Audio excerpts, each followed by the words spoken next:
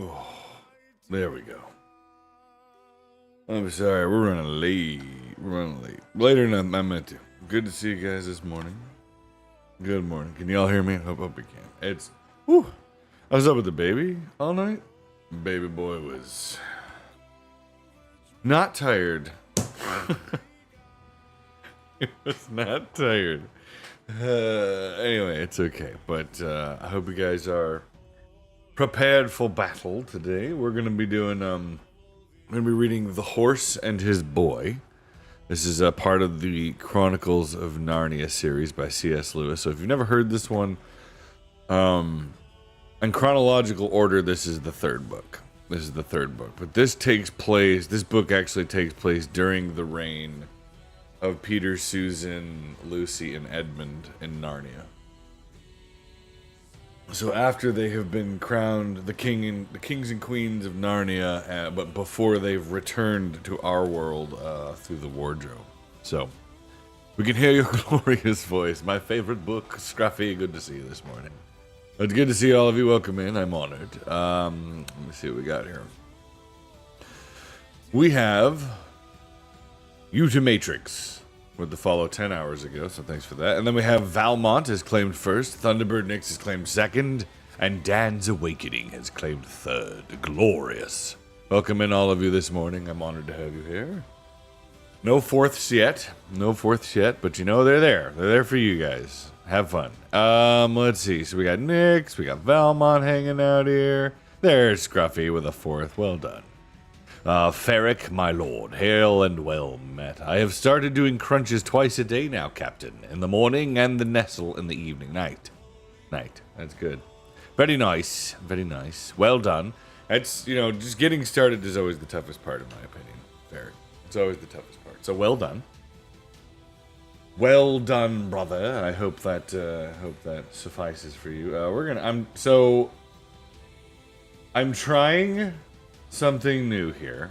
I'm streaming to two places at once. I don't expect there to be anything at the other location because why would there be?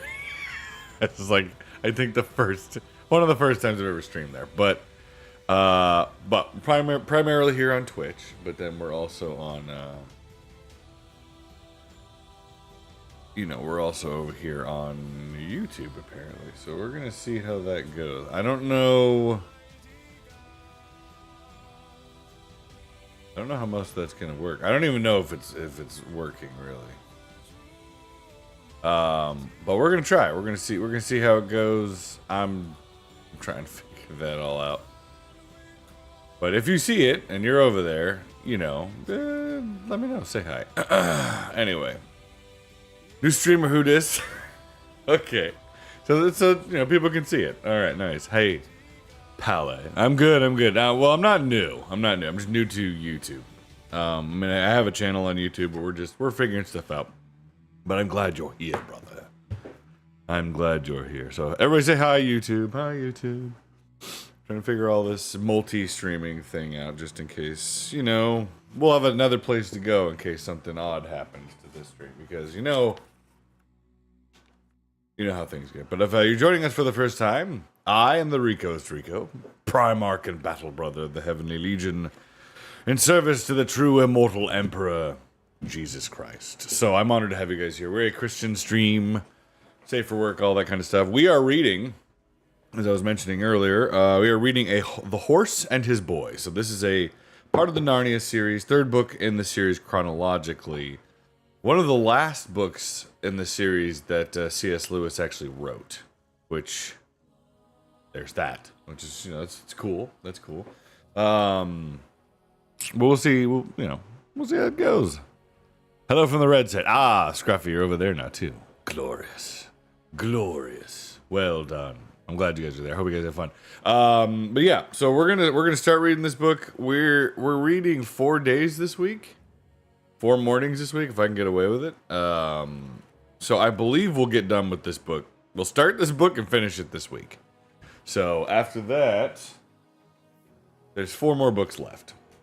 So I believe it's Prince Caspian, The Voyage of the Dawn Treader, Silver Chair, and then The Last Battle. Which, they're They're riveting reads. They're riveting reads. If you've never heard them before, buckle in. I'll do my best for you. Is the coffee hitting yet? I'm hoping so, Baines. I am. Oh, so like I said, my wife, very generous. So she woke up and started making coffee. I was up with the baby. I was trying to make her, help her get some sleep, but neither one of us really slept. Baby he wasn't like, crying or anything. He was just awake. he was just awake. What am I supposed to do with that? Somebody help. Somebody help. The baby's awake. But he's all right. He's just happy. Is it sleep regression? I don't know. It could be. I mean, technically this is 9 months for him. So, this is 10. I mean, he was born 10 months ago, but he was born a month early, so gestationally it's like 9 months. So I think there is a sleep regression around there, but it's okay. It'll be fine. I'm drinking coffee. My wife made me some, so that's good. Yeah, he was happily crawling all over us at 4 in the morning. Ugh. He's sweet baby. He's just happy. He was smiling and going, ma, dad, dad. Just like goofing around, rolling a boot, and then, he was just awake. So, it'll be all right. It'll be okay. Anyway, I hope you guys are prepared. Mine also says dad. Yeah, I don't think he's actually saying dad or daddy or mama yet, but I don't know. It's hard to tell. Like he looks at my wife and he goes ma. I'm like, it could be. He looks at me and he goes dad. So he might be on the verge. I don't think he actually knows what he's saying yet, but it would be cool. It's one of those things. They're really cute. You can't help it, He exclusively says dad. Yeah. Well, maybe he's gonna be a daddy's boy. You know what I mean? Maybe. Hard to say. It's hard to say. Yes.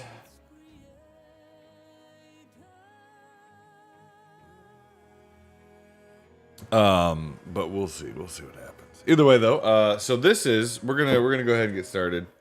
But thank you all for being here. I hope, honey, darling, if you're out there, could you just tell the kids to watch on the iPad, please? I can't referee them. I can't referee them in here this morning. I don't have the energy for it. I gotta focus on this. But we're gonna read this. Yep. Thanks for the hugs. Okay, let's get it all out. Come in. Yeah, I saw the note. That's pretty sweet. You guys go watch it on the iPad. Thanks. You guys are great. Love you. Do school.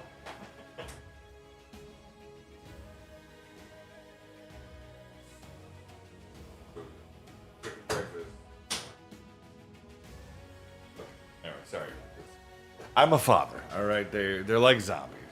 They don't listen ever. But that's okay. The daughter is I know, dear. I know. I really do know. I really do. Oh, anyway, but what we're gonna do, so we're gonna start reading through this. I will try. So this is more for Twitch because I don't really know how YouTube works. I literally just hit the go live button, which is a cardinal sin when it comes to streaming. For YouTube, I just hope it works. If you guys have any problems, just shout it out in the chat. Let me know. I'll try and fix it. But for Twitch, especially, whenever I see like an ad roll, I'll try to pause, let you guys stretch and all that stuff while we're reading, and then you guys can not miss anything because you don't have to sub to be here. You don't have to sub to be here. You can just sit back, relax, enjoy yourself, and I appreciate it. If you guys are popping over to the YouTube, thank you. Make sure to follow the channel and spread the word and everything, as trying to grow that up a little bit, just so that I'm posting like VODs and funny clips and stuff over there for you, so I hope you enjoy those. Literally no professional editing whatsoever, but maybe one day we'll see how it goes. All right, so we just finished reading last week. We finished reading The Magician's Nephew.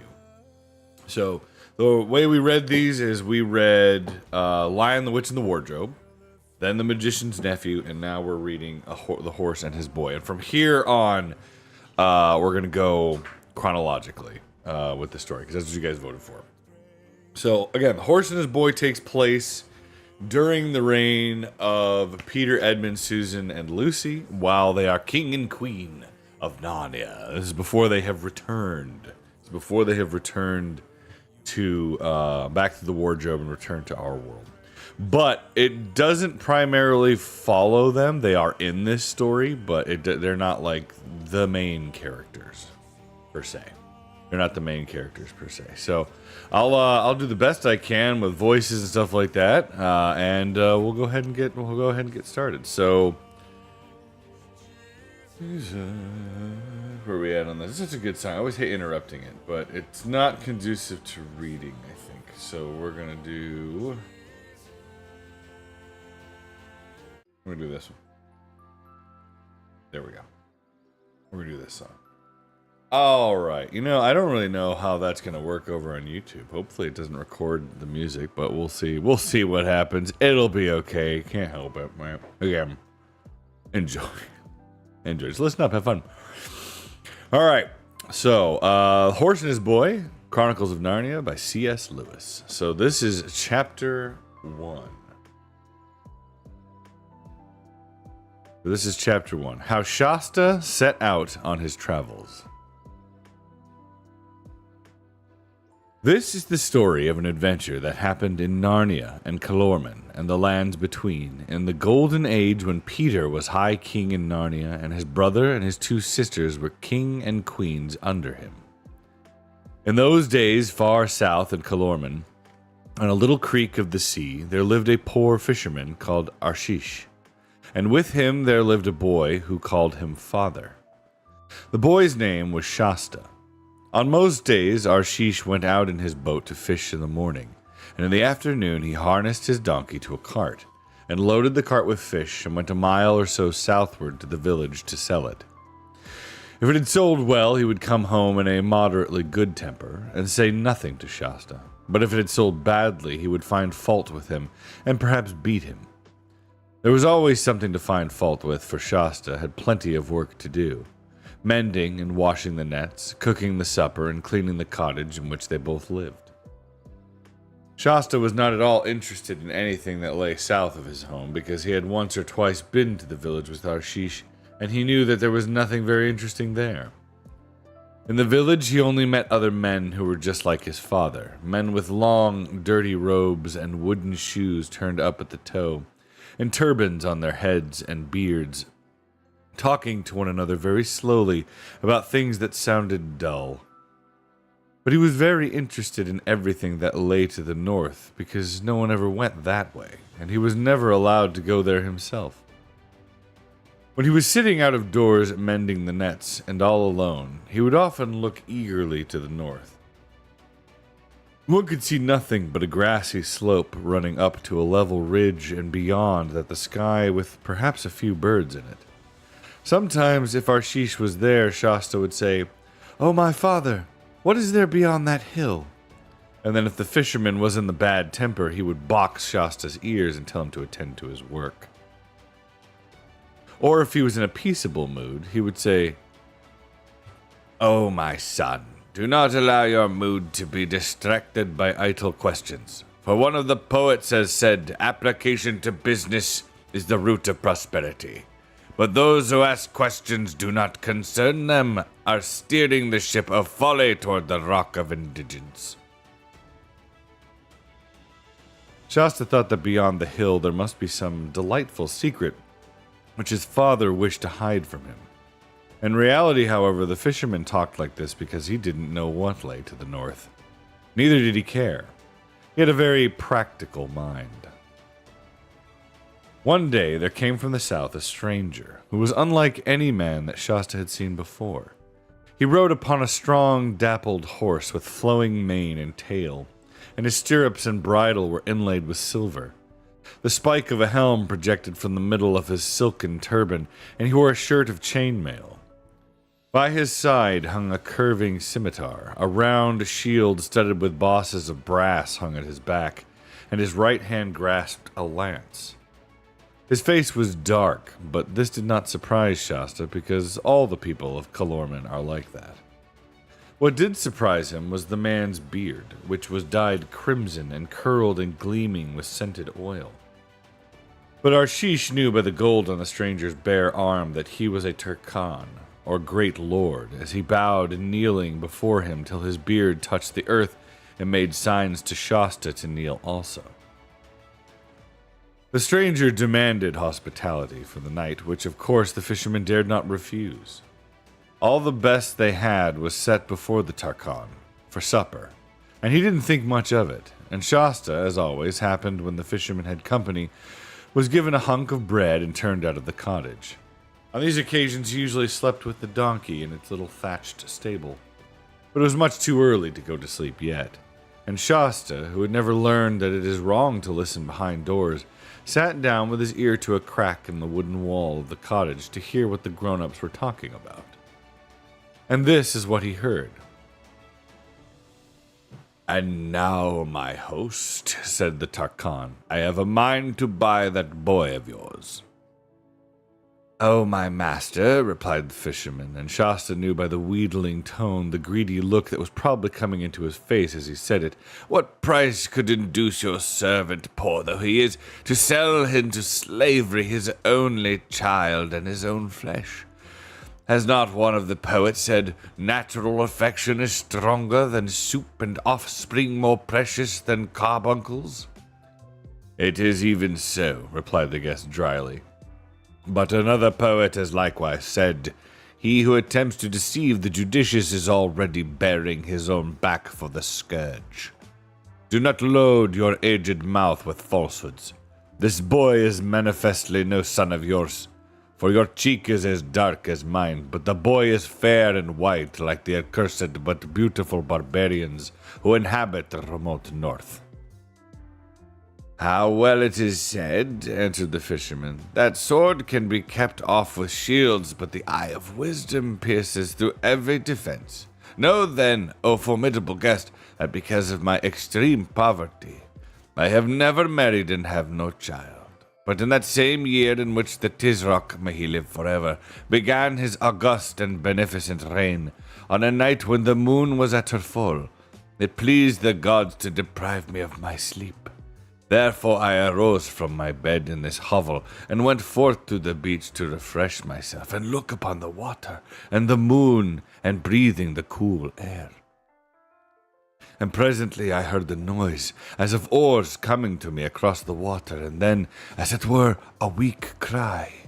And shortly after, the tide brought to the land a little boat, in which there was nothing but a man, lean and extreme with hunger and thirst, who seemed to have died but a few moments before, for he was still warm, and an empty water skin and a child still living. Doubtless, said I, these unfortunates have escaped from the wreck of a great ship.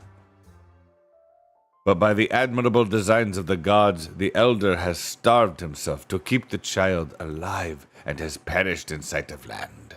Accordingly, remembering how the gods never fail to reward those who befriend the destitute, and being moved by compassion, for your servant is a man of tender heart. Leave out all these idle words in your praise, interrupted the Tisroc. It is enough to know that you took the child, and have had 10 times the worth of his daily bread out of him in labor, and anyone can see. And now tell me at once what the price you put on him, for I am wearied with your loquacity. You yourself has wisely said, answered Arshish, that the boy's labor has been to me of an inestimable value. This must be taken into account in fixing the price, for if I sell the boy, I must undoubtedly either buy or hire another to do his work.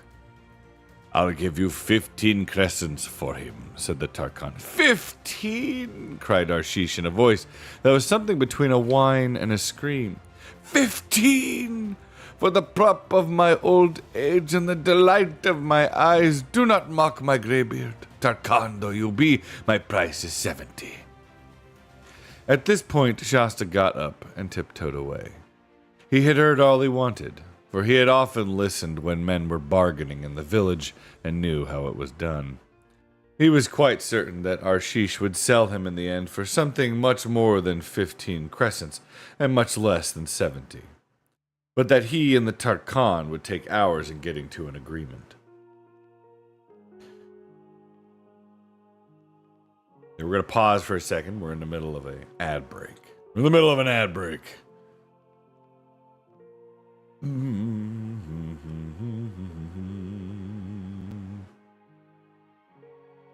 Here we go. Yeah, but I hope you guys are enjoying. We're having a good time here. I'm trying to work out like the accents I'm trying to do for, because the Kalormen are like, you know, almost. I think they're almost like Middle Easterners. You know what I mean? That's how C.S. Lewis described them. Yeah. Can you imagine being that little boy and then just like hearing the only father you've ever known talking about selling? I'll be rid of him. Sure, how much? That's pretty much what he's saying. At the same time, if you were whipped by the guy all the time, oof. I think they're meant to be Persians. Yeah, like Persian,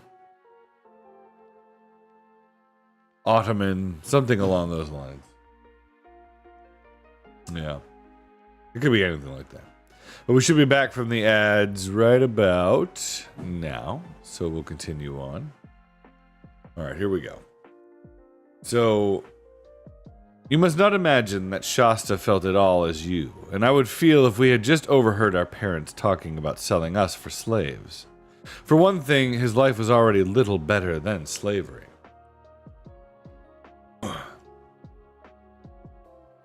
Sorry, excuse me.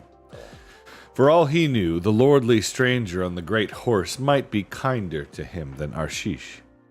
For another, the story about his own discovery in the boat had filled him with excitement and with a sense of relief. He had often been uneasy because, try as he might, he had never been able to love the fisherman, and he knew that a boy ought to love his father. And now, apparently, he was no relation to Arshish at all.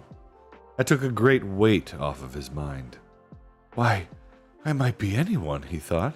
I might be the son of a Tarkhan myself, or the son of the Tizrak, may he live forever, or of a god.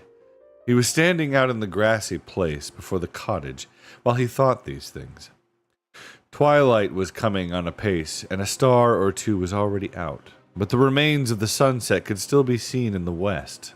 Not far away, the stranger's horse, loosely tied to an iron ring in the wall of the donkey's stable, was grazing. Shasta strolled over to it and patted its neck. It went on, tearing up the grass, and took no notice of him. Then another thought came into Shasta's mind. I wonder what sort of a man that Tarkhan is, he said out loud. It would be splendid if he was kind. Some of the slaves in the great lord's house have next to nothing to do. They wear lovely clothes and eat meat every day. Perhaps he'd take me to the wars, and I'd save his life in a battle, and then he'd set me free and adopt me as his son and give me a palace and a chariot and a suit of armor. But then he might be a horrid, cruel man. He might send me to work on the fields in chains. Oh, I wish I knew. How can I know? I bet this horse knows, if only he could tell me. The horse had lifted its head, and Shasta stroked its smooth as satin nose and said, I wish you could talk, old fellow. And then for a second he thought he was dreaming. For quite distinctly, though in a low voice, the horse said, But I can. Shasta stared into its eyes, and his own grew almost as big with astonishment. However did you learn to talk? He asked. Hush! Not now, replied the horse. Where I come from, nearly all the animals talk. Wherever is that? Asked Shasta. Narnia, answered the horse. The happy land of Narnia. Narnia of the heathery mountains and the thymy downs. Oh, Narnia of the many rivers, the splashing glens, the mossy caverns, and the deep forests ringing in the hammers of the dwarves. Oh, the sweet air of Narnia. An hour's life there is better than 1,000 years in Kalorman. It ended with a whinny that sounded very like a sigh. How did you get here? Said Shasta. Kidnapped, said the horse. Or stolen, as captured, whichever you like to call it. I was only a fool at the time. My mother warned me not to range the southern slopes into Arkenland and beyond, but I wouldn't heed her. And by the lion's mane, I have paid for my folly. All these years I have been a slave to humans, hiding my true nature and pretending to be dumb and witless like their horses. Why didn't you tell them who you were? Not such a fool, that's why. If they'd once found out I could talk, they would have made a show of me at fairs and guarded me more carefully than ever. My last chance of escape would have been gone. And why? Began Shasta, but the horse interrupted him. Now look, it said. We mustn't waste time on idle questions. We want to know about my master, the Takhan Andraden. Well, he's bad. Not too bad for me. For a horse, a war horse, costs too much to be treated very badly. But you better be lying dead tonight than to be a human slave in his house tomorrow. Then I better run away, said Shasta, turning very pale. Yes, you had, said the horse. But why not run away with me? Are you going to run away too? Said Shasta. Yes, if you'll come with me, answered the horse. This is the chance for both of us. You see, if I run away without a rider, everyone who sees me will say, stray horse, and be after me quick as he can. With a rider, I've a chance to get through. That's where you can help me. On the other hand, you can't get very far on those two silly legs of yours. What absurd legs humans have, without being overtaken. But on me, you can outdistance any other horse in this country. That's where I can help you. By the way, I suppose you know how to ride. Oh, yes, of course, said Shasta. At least, I've ridden the donkey. You've ridden the what? Retorted the horse with extreme contempt. At least, that is what he meant. Actually, it came out in sort of a neigh. You've ridden the what? Talking horses always sounded more horsey in accent when they are angry. In other words, continued, you can't ride. That's a drawback. I'll have to teach you as we go along.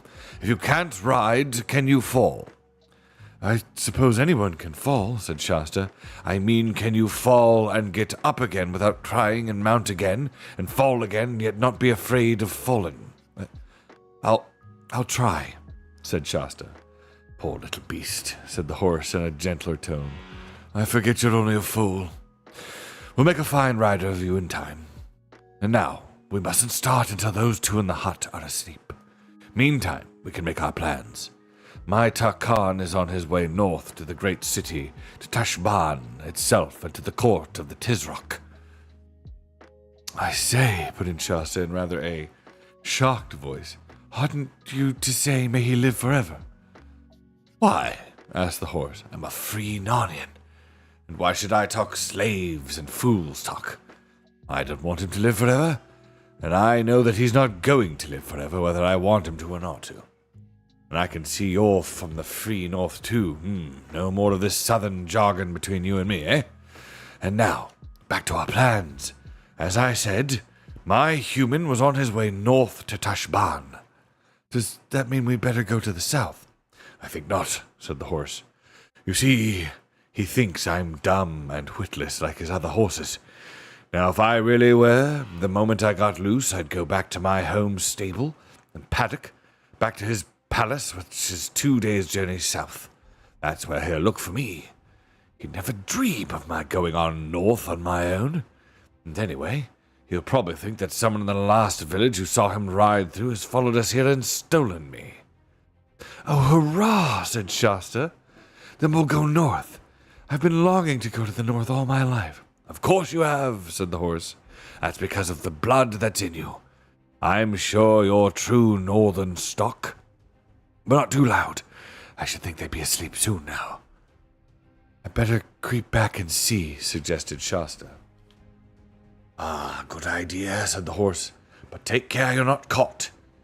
It was a good deal darker now, and very silent except for the sound of the waves on the beach, which Shasta hardly noticed because he had been hearing it day and night as long as he could remember. The cottage, as he approached it, showed no light. When he listened at the front, there was no noise. When he went round to the only window, he could hear, after a second or two, the familiar noise of the old fisherman's squeaky snore. It was funny to think that if all went well, he would never hear it again. Holding his breath and feeling a little bit sorry, but much less sorry than he was glad, Shasta glided away over the grass and went to the donkey's stable, groped along to a place he knew where the key was hidden, and opened the door and found the horse's saddle and bridle, which had been locked up there for the night. He bent forward and kissed the donkey's nose. "I'm sorry we can't take you," he said. "There you are at last," said the horse when he got back to it. "I was beginning to wonder what had become of you." "I was getting your things out of the stable," replied Shasta. "And now, can you tell me how to put them on?" For the next few minutes, Shasta was at work, very cautiously to avoid jingling, while the horse said things like, "Get that girth a bit tighter. Oh, you'll find a buckle lower down. Oh, you'll need to shorten those stirrups up a good bit." When all was finished, it said, "Now, we've got to have reins for the look of the thing, but you won't be using them. You tie them to the saddle bow, very slack, so that I can do what I like with my head. And remember, you are not to touch them." "What are they for, then?" asked Shasta. "Ordinarily, they are for directing me," replied the horse, "but as I intend to do all the directing on this journey, you'll please keep your hands to yourself. There's another thing. I'm not going to have you grabbing my mane." "But I say," pleaded Shasta, "if I'm not to hold on to the reins by your mane, what am I to hold on to?" "Hold on with your knees," said the horse. "That's the secret of good riding. Grip my body between your knees as hard as you like. Sit straight up, straighter as a poker.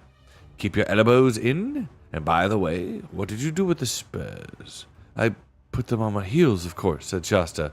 "I do know that much." "You can take them off and put them in the saddlebag. We may be able to sell them when we get to Tashban.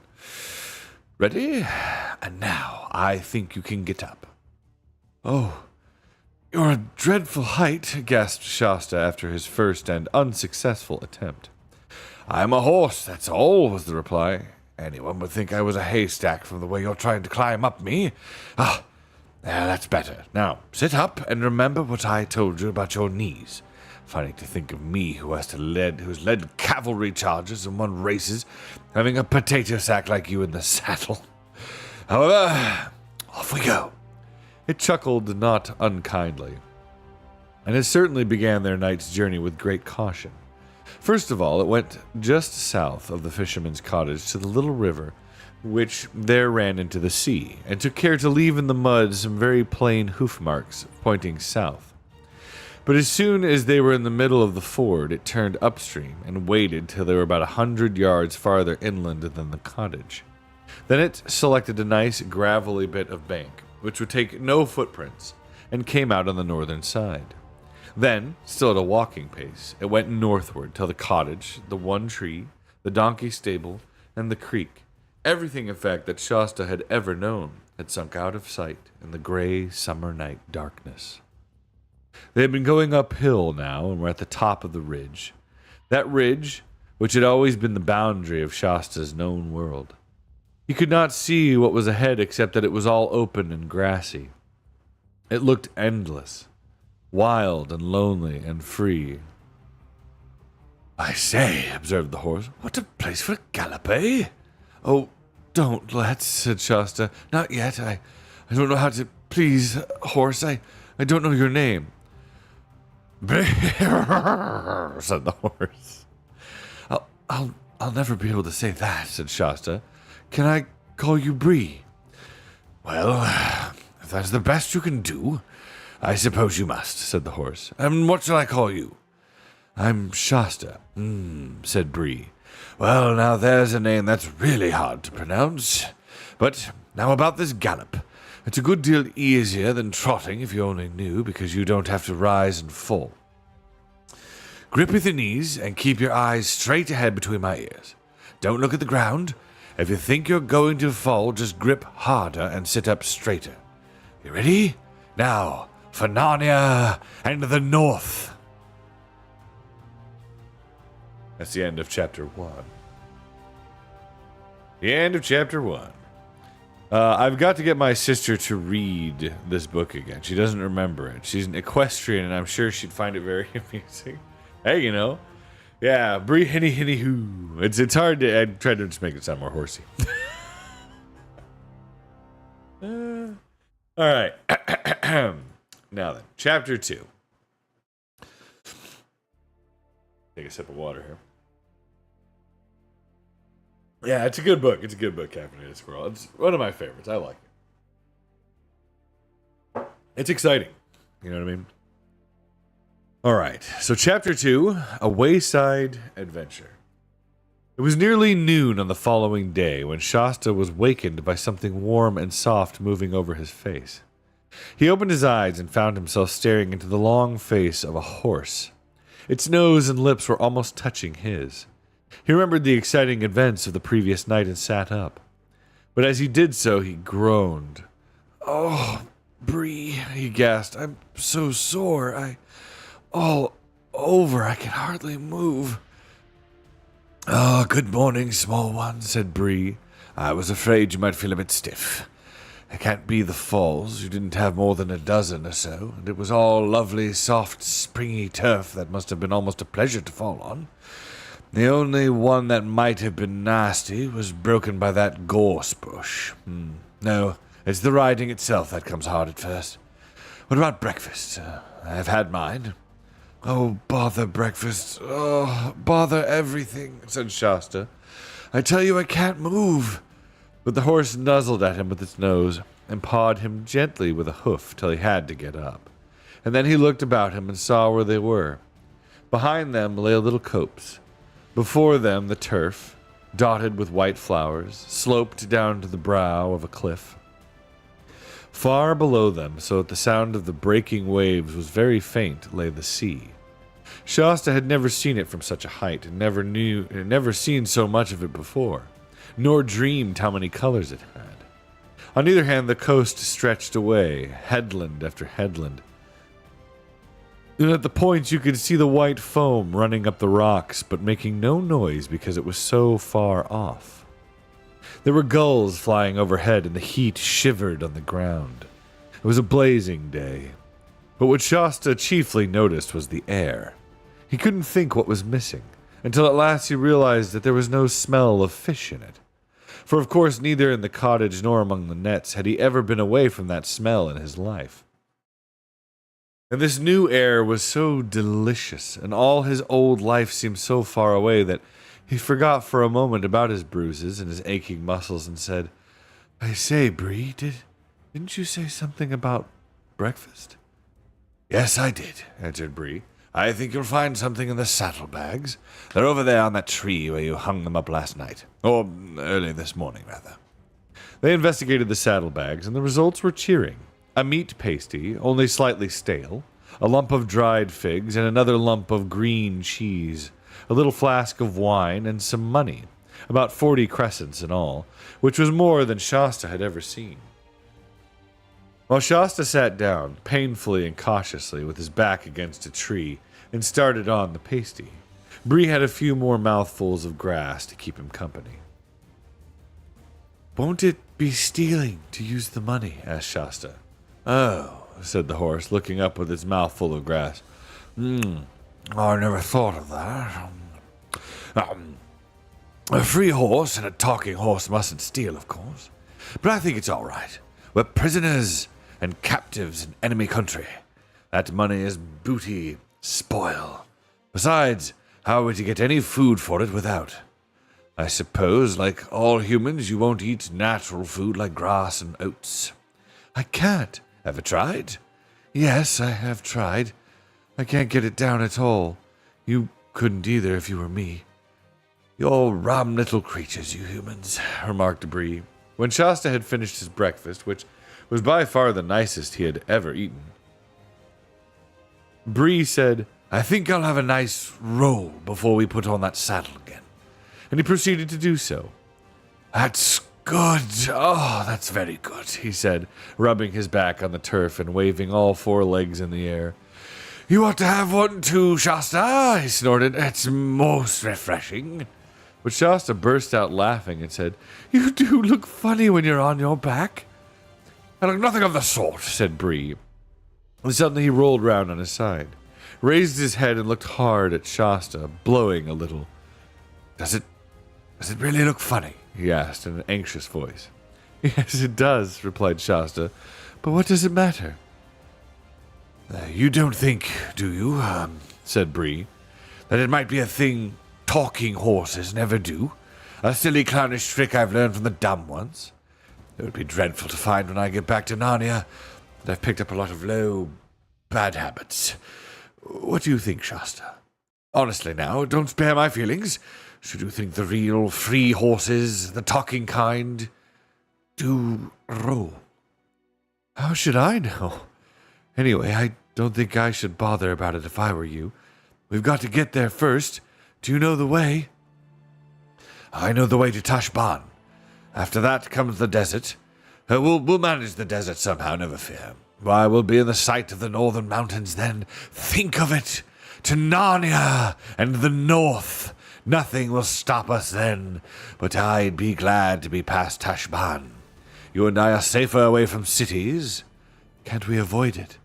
"Not without going a long way inland. That would take us into cultivated land and main roads. I wouldn't know the way, no. We'll just have to creep along the coast. Up here on the downs we'll meet nothing but sheep and rabbits and gulls and a few shepherds. And by the way, what about starting, Shasta's legs ached terribly as he saddled Bree and climbed into the saddle. But the horse was kindly to him and went at a soft pace all afternoon. When evening twilight...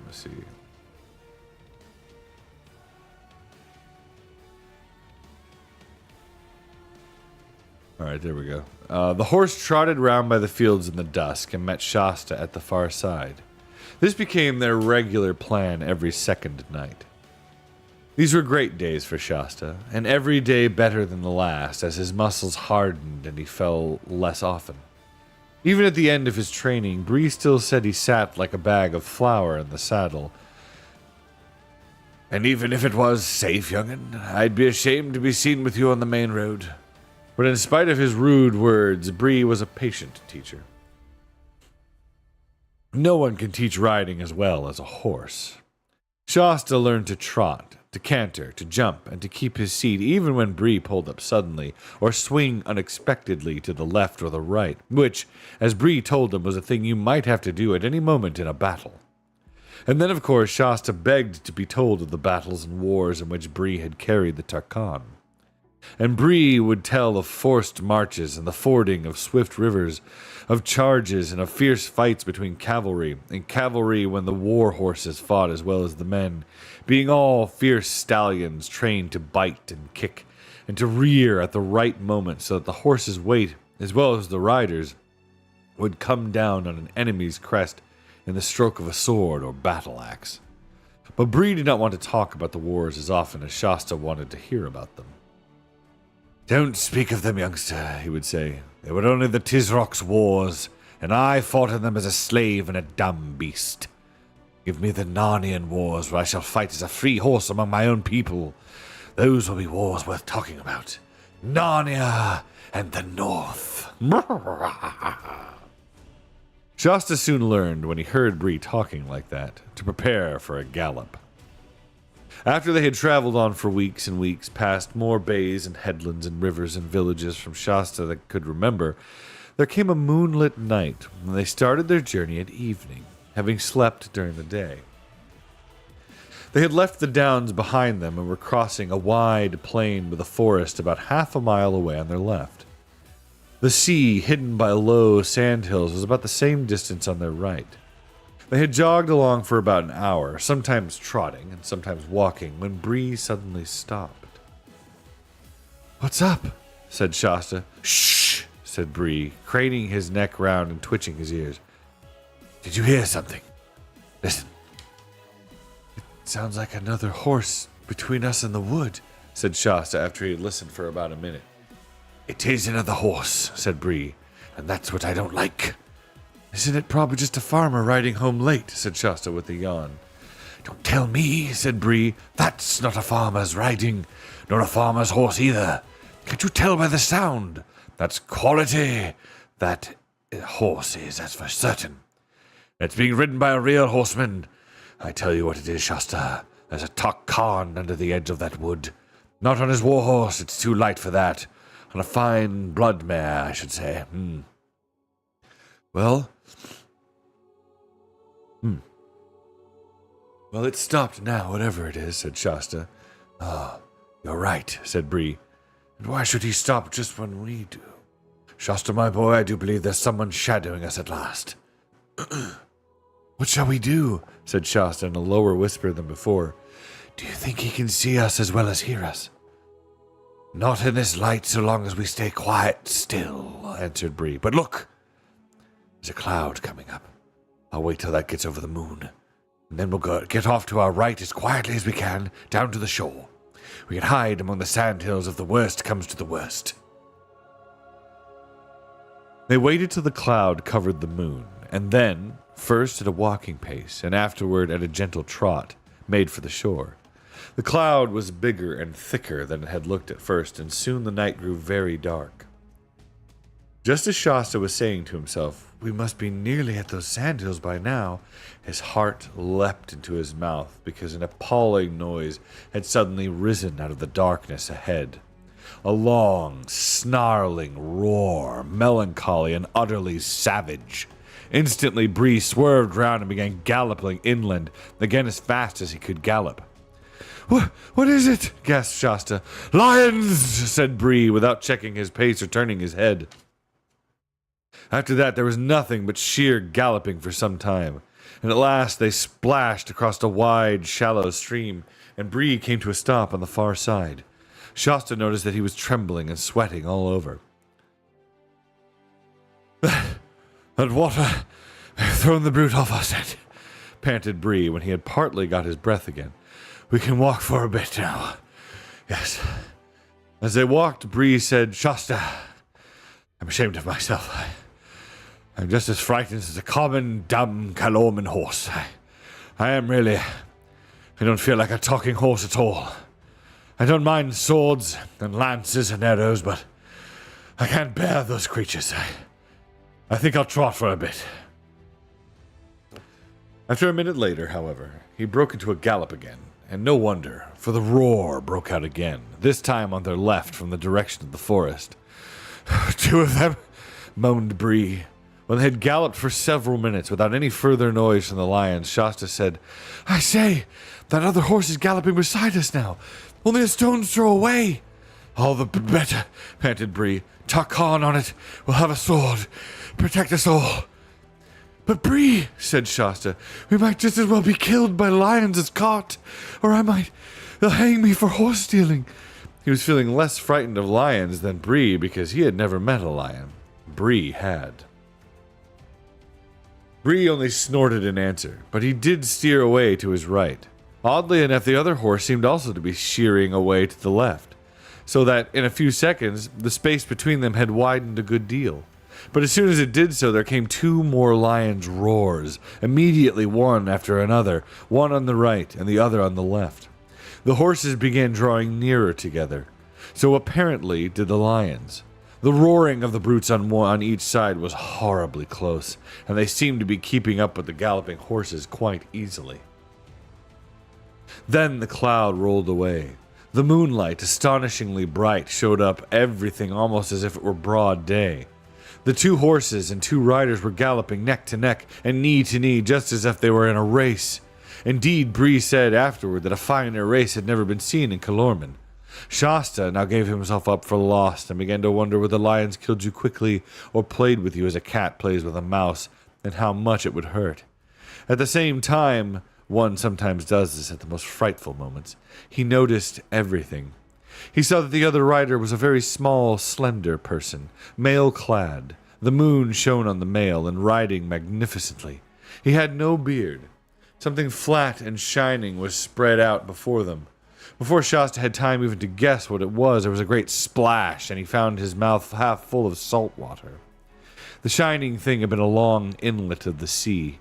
Both horses were swimming, and the water was up to Shasta's knees. There was an angry roaring behind them, and looking back, Shasta saw a great, shaggy, and terrible shape crouching on the water's edge, but only one. We must have shaken off the other lion, he thought. The lion apparently did not think its prey worth a wetting. At any rate, it made no attempt to take to the water in pursuit. The two horses, side by side, were now well out into the middle of the creek. Oh, we have an ad break. Sorry, we're going to pause. We're going to let the ads run. We'll let the ads run. Ooh, big stretch, everybody take a sip of water.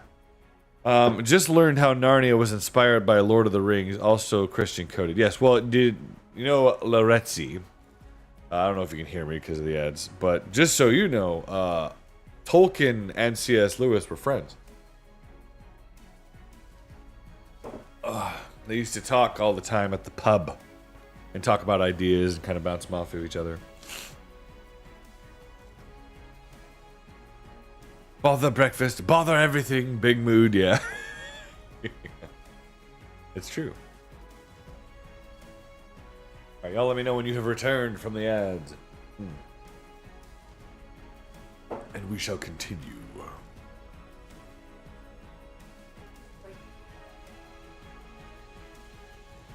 It sounds really good. I'll have one after. Thank you. I'm about to start up again. Shut the door, please. Love you too. Alright. It's my son. Alright, we all back from the ads? We all back from the ads? I hope you are. And I hope you are prepared for battle. So, but as I was saying, Loretzi, over there on Twitch, just you learned about Narnia was inspired by Lord of the Rings, also Christian coded. It was, Tolkien and C.S. Lewis were both friends. They actually talked a lot about their books together. So, interesting stuff. Let's see. We'll start back on this paragraph. Here we go. The lion apparently did not think its prey worth a wetting. At any rate, it made no attempt to take to the water in pursuit. The two horses, side by side, were now well out into the middle of the creek, and the opposite shore could be clearly seen. The Tarkan had not yet spoken a word. But he will, thought Shasta, as soon as we have landed. What am I to say? Oh, I must begin thinking out a story. And then suddenly 2 voices spoke at his side. Oh, I am so tired, said the one. Hold your tongue, Win, and don't be a fool, said the other. I'm dreaming, thought Shasta. I could have sworn that the other horse spoke. Soon the horses were no longer swimming, but walking, and soon with a great sound of water running off their sides, and tails, and with a great crunching of pebbles under their hooves. They came out on the farther beach of the inlet. The Tarkan, to Shasta's surprise, showed no wish to ask questions. He did not even look at Shasta, but seemed anxious to urge his horse straight on. Bree, however, at once shouldered himself into the other horse's way. Brrr, he snorted. Steady there. I heard you. I did. There's no good pretending. Ma'am, I heard you. You're a talking horse. A Narnian horse. Just like me. What's it got to do with you if she is? Said the strange rider fiercely, laying hand on sword hilt. But the voice in which the words were spoken had already told Shasta something. Why, it's only a girl, he exclaimed. And what business is it of yours if I am only a girl? Snapped the stranger. You're probably only a rude boy, a common little boy, a slave probably who's stolen his master's horse. That's all you know, said Shasta. He's not a thief, little Tarkina, said Bree. At least, if there's been any stealing, you might just as well have say I have stolen him. And as for its not being my business, you wouldn't expect me to pass a lady of my own race in this strange country without speaking to her. It's only natural I should. I think it's very natural, too, said the mayor. Oh, I wish you'd hold your tongue, Quinn, said the girl. Look at the trouble you've got us into. I don't know about trouble, said Shasta. You can clear off as soon as you like. We shan't keep you. No, you shan't, said the girl. What quarrelsome creatures these humans are, said Bree to the mare. As bad as the mules. Let's try to talk a little sense. I take it, ma'am, your story is the same as mine? Captured in your early youth, years of slavery among the Calamines? Oh, too true, sir, said the mare with a melancholy whinny. And now, perhaps, escape? Tell him to mind his own business, Win, said the girl. No, I won't, Aravis, said the mare, putting her ears back. This is my escape just as much as yours, and I'm sure a noble warhorse like this is not going to betray us. We are trying to escape, to get to Narnia. Ah, and so of course are we, said Bree. Of course you guess that at once. A little boy in rags riding trying to ride a war horse at dead of night couldn't mean anything but an escape of some sort. And if I may say so, a high-born Tarkina riding alone at night, dressed up in her brother's armor, and very anxious for everyone to mind their own business and ask her no questions, well, that's not fishy. Call me a cob.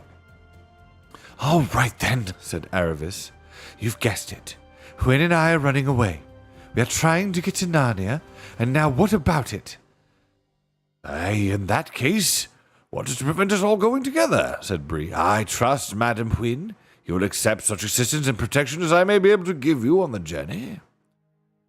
Why do you keep talking to my horse instead of to me? Asked the girl. Excuse me, Tarkina, said Bree, with just the slightest backward tilt of his ears. But that's Calamine talk. We're free Narnians, Hwyn and I. And I suppose if you're running away to Narnia, you want to be one too. In that case, Hwyn isn't your horse any longer. One might just as well say you're her human. The girl opened her mouth to speak, and then stopped. Obviously, she had not quite seen it in that light before. Still, she said after a moment's pause, I didn't know there was so much point in all going together. Aren't we more likely to be noticed? Less, said Bree, and the mare said, Oh, and do let's. I should feel more comfortable. We're not even certain of the way. I'm sure a great charger like this knows far more than we do. Oh, come on, Bree, said Shasta, and let them go their own way. Can't you see they don't want us? We do, said Hwyn. Oh, look here, said the girl. I don't mind going with you, Mr. Warhorse. But what about this boy? How do I know he's not a spy? Well, why don't you say at once and what you think? I'm not good enough for you, said Shasta. Oh, be quiet, Shasta, said Bree. The Tarkina's question is quite reasonable. I'll vouch for the boy, Tarkina. He's been true to me and a good friend, and he's certainly either a Narnian or an Archenlander. All right, then, let's go together. But she didn't say anything to Shasta, and it was obviously that she wanted Bree, not him. Oh, splendid, said Bree. And now that we've got the water between us and those dreadful animals, what about you two humans taking off our saddles and all having a rest and hearing one another's stories? Both the children unsaddled their horses, and the horses had little grass, and Aravis produced rather nice things to eat from her saddlebag. But Shasta sulked and said no thanks and that he wasn't hungry. And he tried to put on what he thought very grand and stiff manners.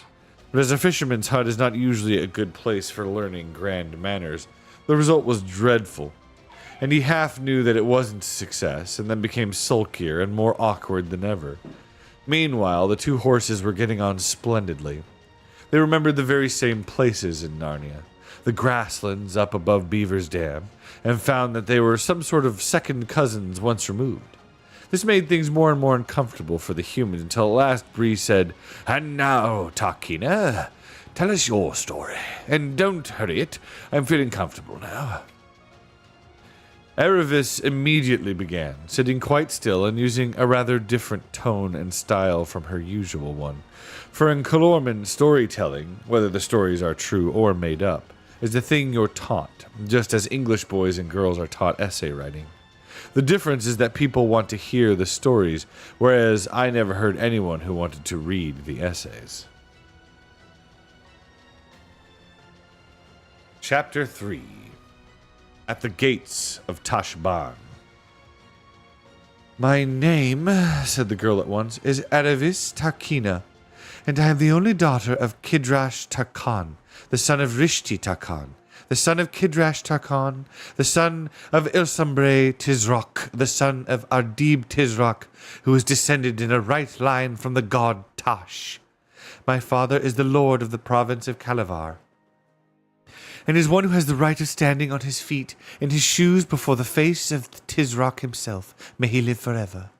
My mother, on whom be the peace of the gods, is dead, and my father has married another wife. One of my brothers has fallen in battle against the rebels in the far west, and the other is a child. Now it came to pass that my father's wife, my stepmother, hated me, and the sun appeared dark in her eye as long as I lived in my father's house. And so she persuaded my father to promise me in marriage to Ahashta Takan. Now this Ahashta is of base birth, though in these latter years he has won in the favour of the Tizrok, may he live forever, by flattery and evil counsels, and is now made a Tarkan and the lord of many cities, and is likely to be chosen as the Grand Vizier when the present Grand Vizier dies. Moreover, he is at least 60 years old, and has a hump on his back, and his face resembles that of an ape.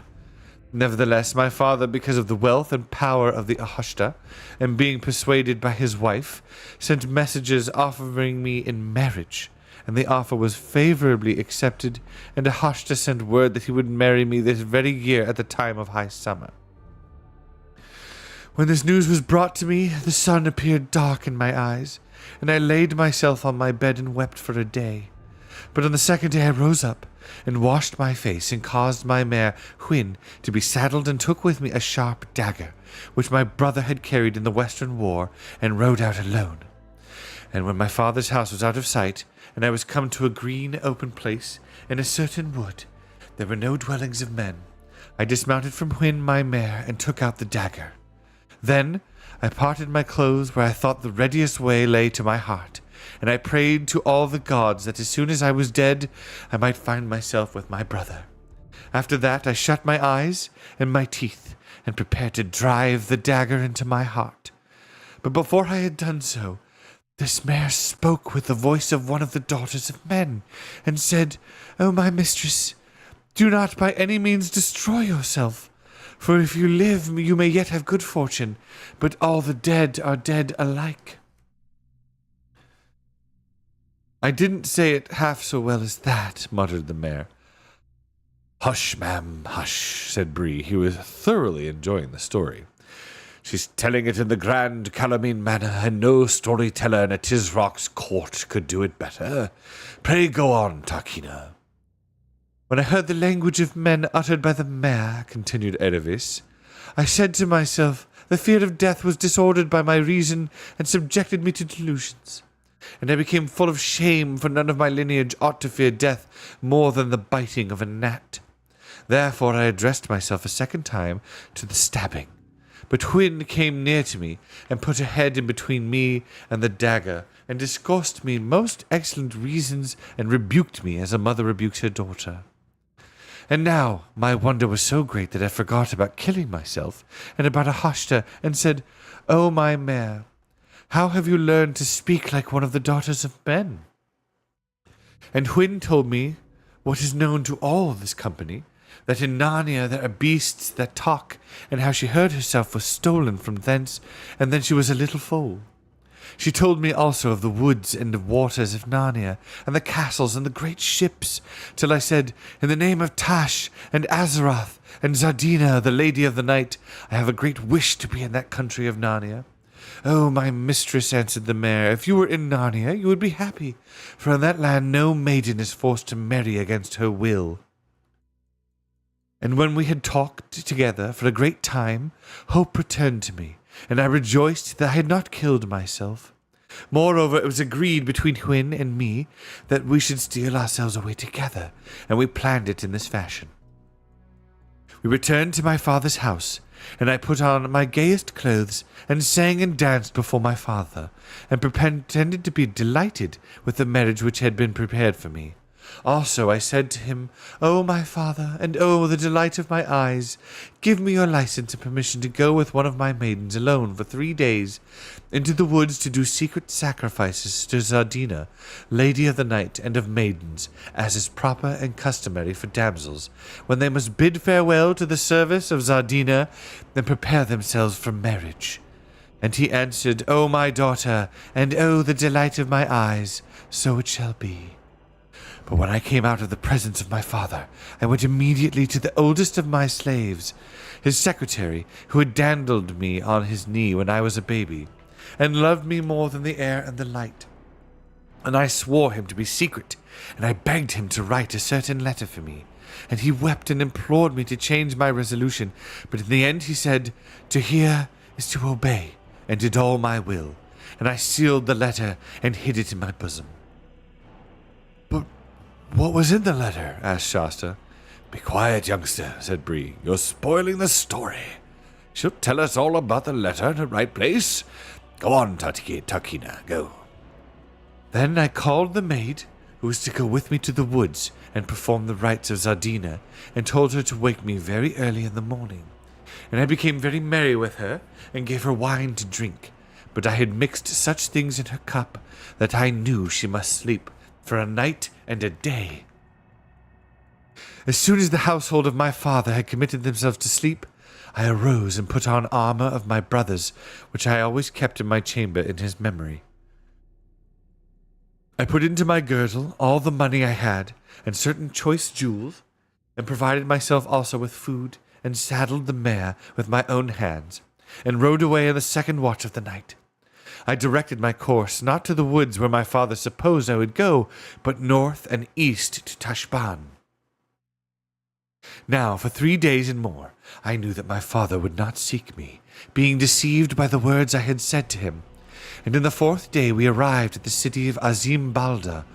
Now Azim Balda stands at the meeting of many roads, and from it the posts of the Tizrock, may he live forever, ride on swift horses to every part of the empire. And it is one of the rights and privileges of the greater Takans to send messages by them. I therefore went to the chief of the messengers, to the house of imperial posts in Azim Balda, and said, O dispatcher of messages, it is a letter from my uncle Ahashta Takan to Kidrash Takan, lord of Kalavar. Take now these 5 crescents, and cause it to be sent to him. And the chief of the messengers said, To hear is to obey. The letter was feigned to be written by Ahashta, and this was the signification of the writing. Ahashta Takan of Kidrash Takan, salutations and peace. In the name of Tash the irresistible, the inexorable, be it known to you that as I made my journey toward your house to perform the contract of marriage between me and your daughter Erevis Tarkina, it pleased fortune and the gods that I fell in with her in the forest when she had ended the rites and sacrifices of Zardina according to the custom of maidens. And when I learned who she was, being delighted with her beauty and discretion, I became inflamed with love, and it appeared to me that the sun would be dark to me if I did not marry her at once. Accordingly, I prepared the necessary sacrifices and married your daughter the same hour that I met her, and have returned with her to my own house. And we both pray and charge you to come hither as speedily as you may, that we may be delighted with your face and speech, and also that you may bring with you the dowry of my wife, which by reason of my great charges and expenses I require without delay. And because thou and I are brothers, and I assure myself that you will not be angered by the haste of my marriage, which is wholly occasional, and by the great love I bear your daughter, and I have committed to you the care of all the gods. As soon as I had done this, I rode in on all haste from Azim Balda, fearing no pursuit and expecting that my father, having received such a letter, would send messages to Ahashta or go to him himself, and that before the matter was discovered, I should be beyond Tashban. And that is the pith of my story, until this very night when I was chased by lions and met you at the swimming of the salt water. And what happened to the girl, the one you drugged? Asked Shasta. Doubtless she was beaten for sleeping late, said Erevis coldly. But she was a tool and a spy of my stepmother's. I am very glad that they should beat her. I say, that was hardly fair, said Shasta. I did not do any of these things for the sake of pleasing you, said Aravis. And there's another thing I don't understand about that story, said Shasta. You're not grown up. I don't believe you're any older than I am. I don't believe you're as old. How could you be getting married at your age?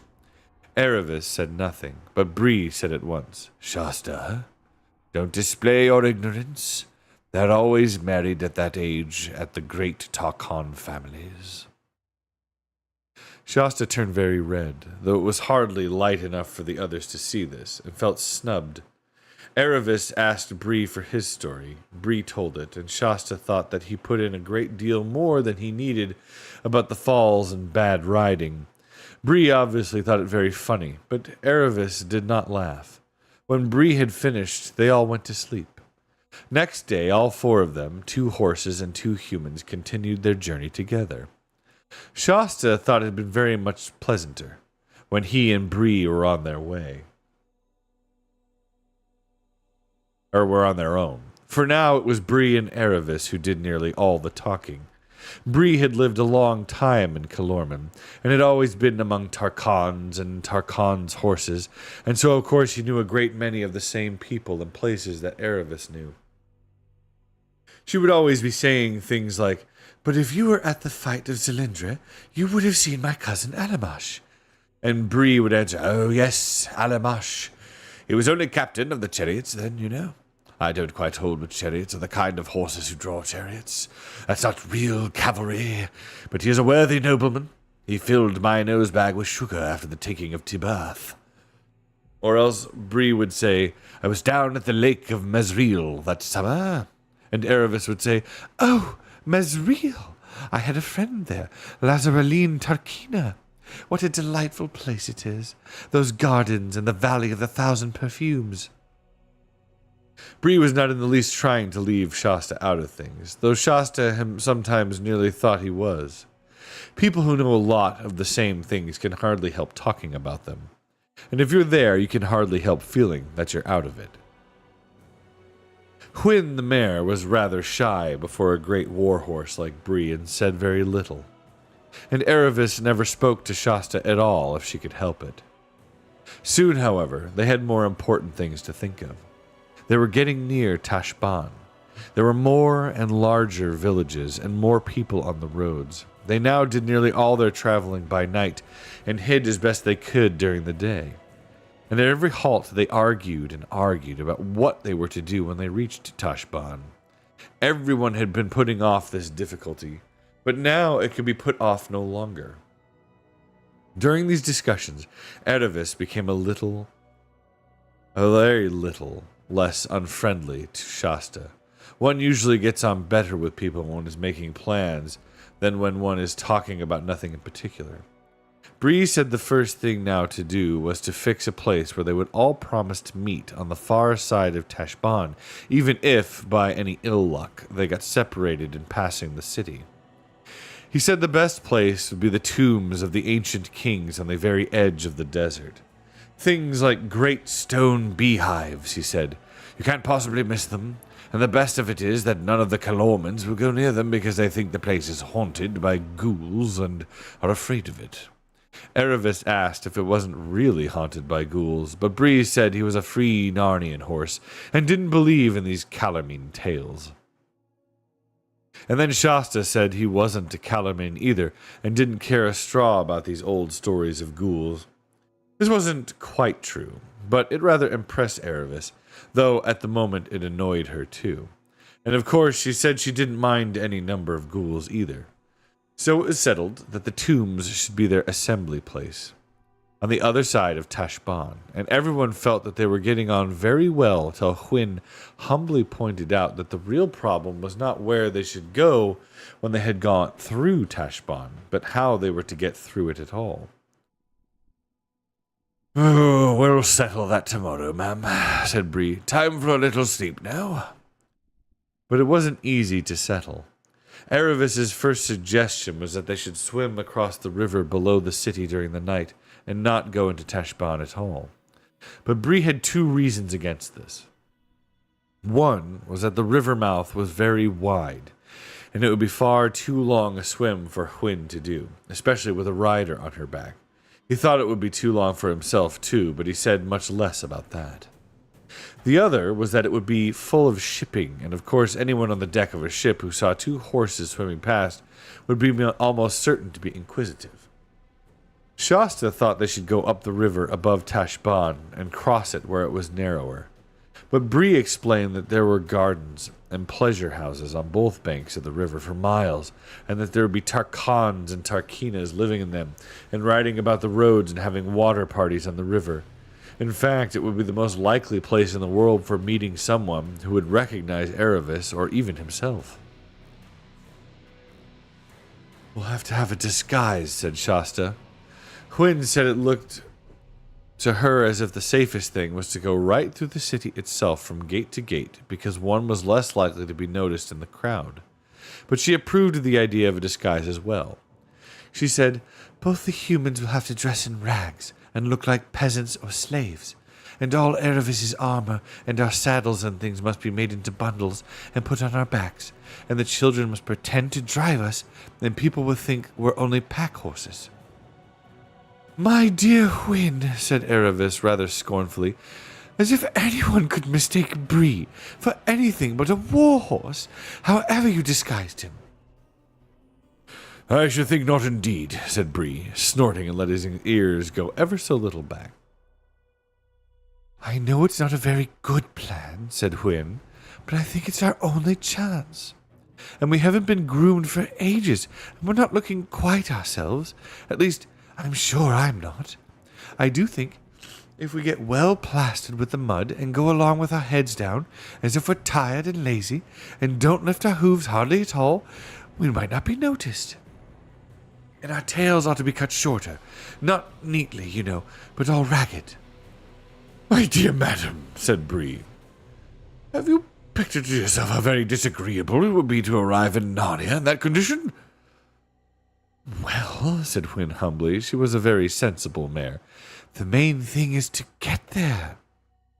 Though nobody much liked it, it was Hwin's plan which had to be adopted in the end. It was a troublesome one, and involved a certain amount of what Shasta called stealing, and Bree called raiding. One farm lost a few sacks that evening, and another lost a coil of rope the next. But some tattered old boys' clothes from Erebus to wear had to be fairly bought and paid for in a village. Shasta returned with them in triumph, just as evening was closing in. The others were waiting for him among the trees at the foot of a low range. Hold on, we'll pause. I didn't realize you were sitting there stuck in an ad. I'm sorry, Twitch. Hold on just a second. Stormcrow, I'm honored. Thank you, brother. I appreciate that. I'm doing my best. Hope you're having a good time. Hope everybody's having a good time. Ooh. All right.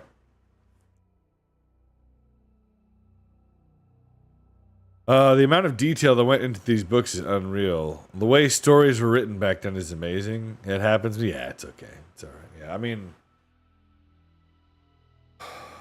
thing is, Tolkien and C.S. Lewis were big on the details, but I wouldn't say it was very wordy detail. You know what I mean? Sometimes people will mistake wordiness for detail, and it's not. It's you're using very big words, but you're not really describing as much. Whereas these quite clearly paint a picture, and it's very well done.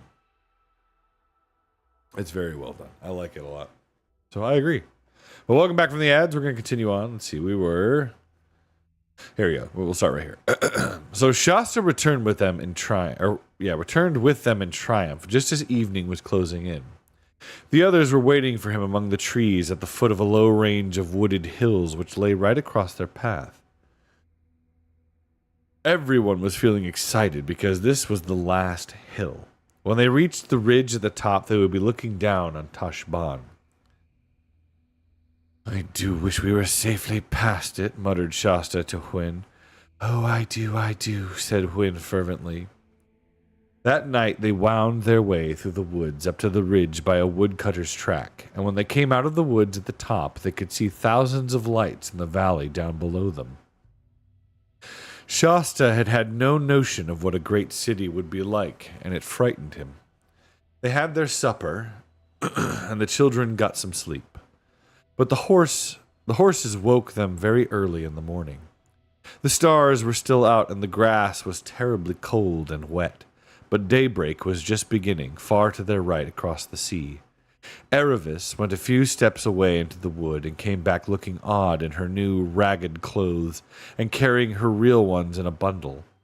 These, and her armor and shield and scimitar, and the 2 saddles and the rest of the horse's fine furnishings were put into the sacks. Bree and Wynne had already got themselves as dirty and bedraggled as they could, and it remained to shorten their tails. As the only tool for doing this was Aravis's scimitar, one of the packs had to be undone again in order to get it out. It was a longish job and rather hurt the horses. "My word," said Bree, if I wasn't a talking horse, what a lovely kick in the face I could give you. Oh, thought you were going to cut it, not pull it out. Oh, that's what it feels like." But in spite of the semi-darkness and cold fingers, all was done in the end, and the big packs bound on the horses, the rope halters, which they were now wearing instead of bridles, reins in the children's hands, and the journey began. "Remember," said Bree, "keep together if we possibly can. If not, meet at the tombs of the ancient kings, and whoever gets there first must wait for the others."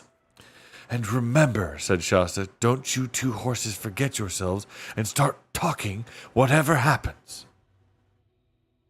And that is the end of chapter 3. I think we'll go ahead and read one more chapter, and then we'll be good to go. All right, Shasta falls in with the Narnians. At first, Shasta could see nothing in the valley below him but a sea of mist with a few domes and pinnacles rising from it. But as the light increased and the mist cleared away, he saw more and more. A broad river divided itself into 2 streams, and on the island between them stood the city of Tashbaan, one of the wonders of the world. Round the very edge of the island, so that the water lapped against the stone, round high walls strengthened with so many towers that he soon gave up trying to count them.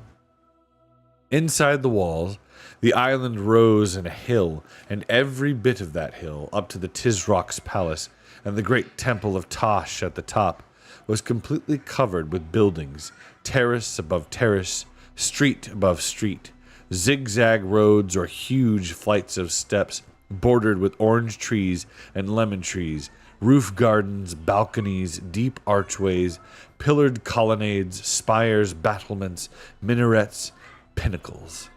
And when at last the sun rose out of the sea and the great silver-plated dome of the temple flashed back its light, he was almost dazzled.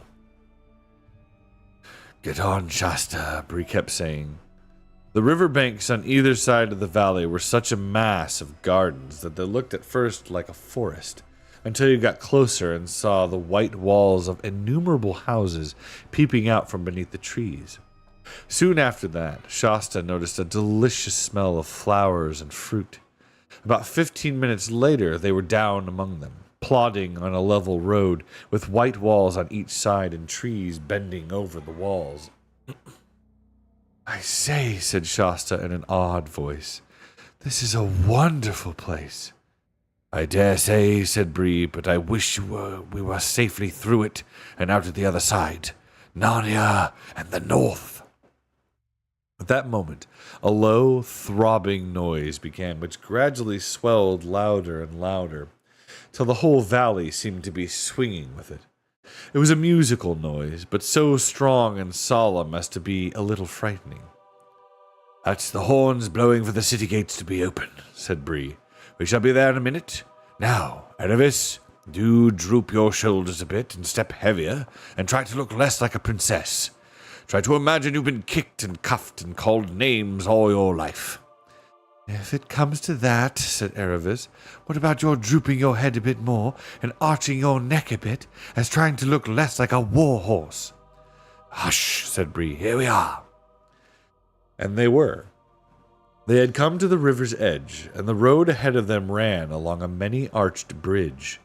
The water danced brightly in the early sunlight. Away to their right, nearer to the river's mouth, they caught a glimpse of ships' masts. Several other travelers were before them on the bridge, mostly peasants driving laden donkeys and mules or carrying baskets on their heads. The children and horses joined the crowd. "Is anything wrong?" whispered Shasta to Aravis, who had an odd look on her face. "Oh, it's all very well for you," she whispered Aravis rather savagely. "What would you care about Tashban? But I ought to be riding in on a litter with soldiers before me, and slaves behind, and perhaps going to a feast in the Tisrock's palace, may he live forever. Not sneaking in like this. It's very different for you." Shasta thought all of this very silly. At the far end of the bridge, the walls of the city towered high above them, and the brazen gate stood open in the gateway, which was really wide but looked narrow because it was so very high. Half a dozen soldiers leaning on their spears stood on each side. Aravis couldn't help thinking, "They'd all jump to attention and salute me if they knew whose daughter I am." But the others were only thinking of how they'd get through and hoping the soldiers would not ask any questions. Fortunately, they did not. But one of them picked a carrot out of a peasant's basket and threw it at Shasta with a rough laugh, saying, "Hey, horse boy, you'll catch it if your master finds you've been using his saddle horse for pack work." This frightened him badly, for of course it showed that no one who knew anything about horses would mistake Bree for anything but a charger. "It's my master's horse, so there," said Shasta, but it would have been better if he had held his tongue, for the soldier gave him a box on the side of his face that nearly knocked him down and said, "Take that, you young filth, teach you how to talk to a freeman." But they all slunk into the city without being stopped. Shasta cried only a very little. He was used to hard knocks. Inside the gates, Tashban did not at first seem so splendid as it had looked from a distance. The first street was narrow, and there were hardly any windows in the walls on each side. It was much more crowded than Shasta had expected, crowded partly by the peasants on their way to market, who had come in with them, but also with water sellers, sweetmeat sellers, porters, soldiers, beggars, ragged children, hens, stray dogs, and barefooted slaves. What you would chiefly have noticed if you had been there were the smells, which came from unwashed peoples, unwashed dogs, scent, garlic, onions, and the piles of refuse which lay everywhere. Shasta was pretending to lead, but it was really Bree who knew the way and kept guiding him by little nudges with his nose. They soon turned to the left and began going up a steep hill. It was much fresher and pleasanter, for the road was bordered by trees, and there were houses only on the right side. On the other, they looked out over the roofs of houses in the lower town and could see some way up the river. Then they went round a hairpin bend to their right and continued rising. They were zigzagging up to the center of Tashban. Soon they came to the finer streets. Great statues of the gods and heroes of Calormen, who are mostly impressive rather than agreeable to look at, rose on shining pedestals. Palm trees and pillared arcades cast shadows over the burning pavements, and through the arched gateways of many a palace, Shasta caught sight of green branches, cool fountains, and smooth lawns. It must be nice inside, he thought. At every turn, Shasta hoped they were getting out of the crowd, but they never did. This made their progress very slow, and every now and then they had to stop altogether. This usually happened because a loud voice shouted out, "Way, way, way for the Tarkhan, or for the Tarkina, or for the 15th Vizier, or for the Ambassador," and everyone in the crowd would crush back against the walls. And above their heads, Shasta would sometimes see the great lord or lady for whom all the fuss was being made, lolling upon a litter which 4 or even 6 gigantic slaves carried on their bare shoulders. For in Tashbaan, there is only one traffic regulation, which is that everyone who is less important has to get out of the way for everyone who is more important, unless you want to cut from a whip or punch from the butt end of a spear. It was in a splendid street very near the top of the city. The Tisrock's palace was the only thing above it, that the most disastrous of these stoppages occurred. "Way, way, way," came the voice. "Way for the white barbarian king, the guest of the Tisrock, may he live forever. Way for the Narnian lords." Shasta tried to get out of the way and to make Bree go back, but no horse, not even a talking horse from Narnia, backs easily. And a woman with a very edgy basket in her hands, who was just behind Shasta, pushed the basket hard against his shoulders and said, "Now then, who are you shoving?" And then someone else jostled him from the side, and in the confusion of the moment, he lost hold of Bree. And then the whole crowd behind him became so stiffened and packed tight that he couldn't move at all. So he found himself unintentionally in the first row and had a fine sight of the party that was coming down the street. It was quite unlike any other party they had seen that day. The crier who went before it shouting, "Way, way," was the only Calorman in it. And there was no litter. Everyone was on foot. There were about half a dozen men, and Shasta had never seen anyone like them before. For one thing, they were all as fair-skinned as himself, and most of them had fair hair, and they were not dressed like men of Calormen. Most of them had legs bare to the knees. Their tunics were of fine, bright, hardy colors, woodland green or gay yellow or fresh blue. Instead of turbans, they wore steel or silver caps, some of them set with jewels and one with little wings on each side. A few were bareheaded. The swords at their sides were long and straight, not curved like Calormen scimitars, and instead of being grave and mysterious like most Calormens, they walked with a swing and let their arms and shoulders go free and chatted and laughed. One was whistling. You could see that they were ready to be friends with anyone who was friendly and didn't give a fig for anyone who wasn't. Shasta's thought he had never seen anything so lovely in his life. But there was not time to enjoy it, for at once a really dreadful thing happened. The leader of the fair-headed men suddenly pointed at Shasta, cried out, "There he is! There's our runaway!" and seized him by the shoulder. Next moment he gave Shasta a smack, not a cruel one to make you cry, but a sharp one to let you know you are in disgrace, and added, shaking, "Shame on you, my lord. Fie for shame. Queen Susan's eyes are red with weeping because of you. What? Truant for a whole night. Where have you been?" Shasta would have darted under Bree's body and tried to make himself scarce in the crowd if he had had the least chance. But the fair-haired men were all round him by now, and he was held firm.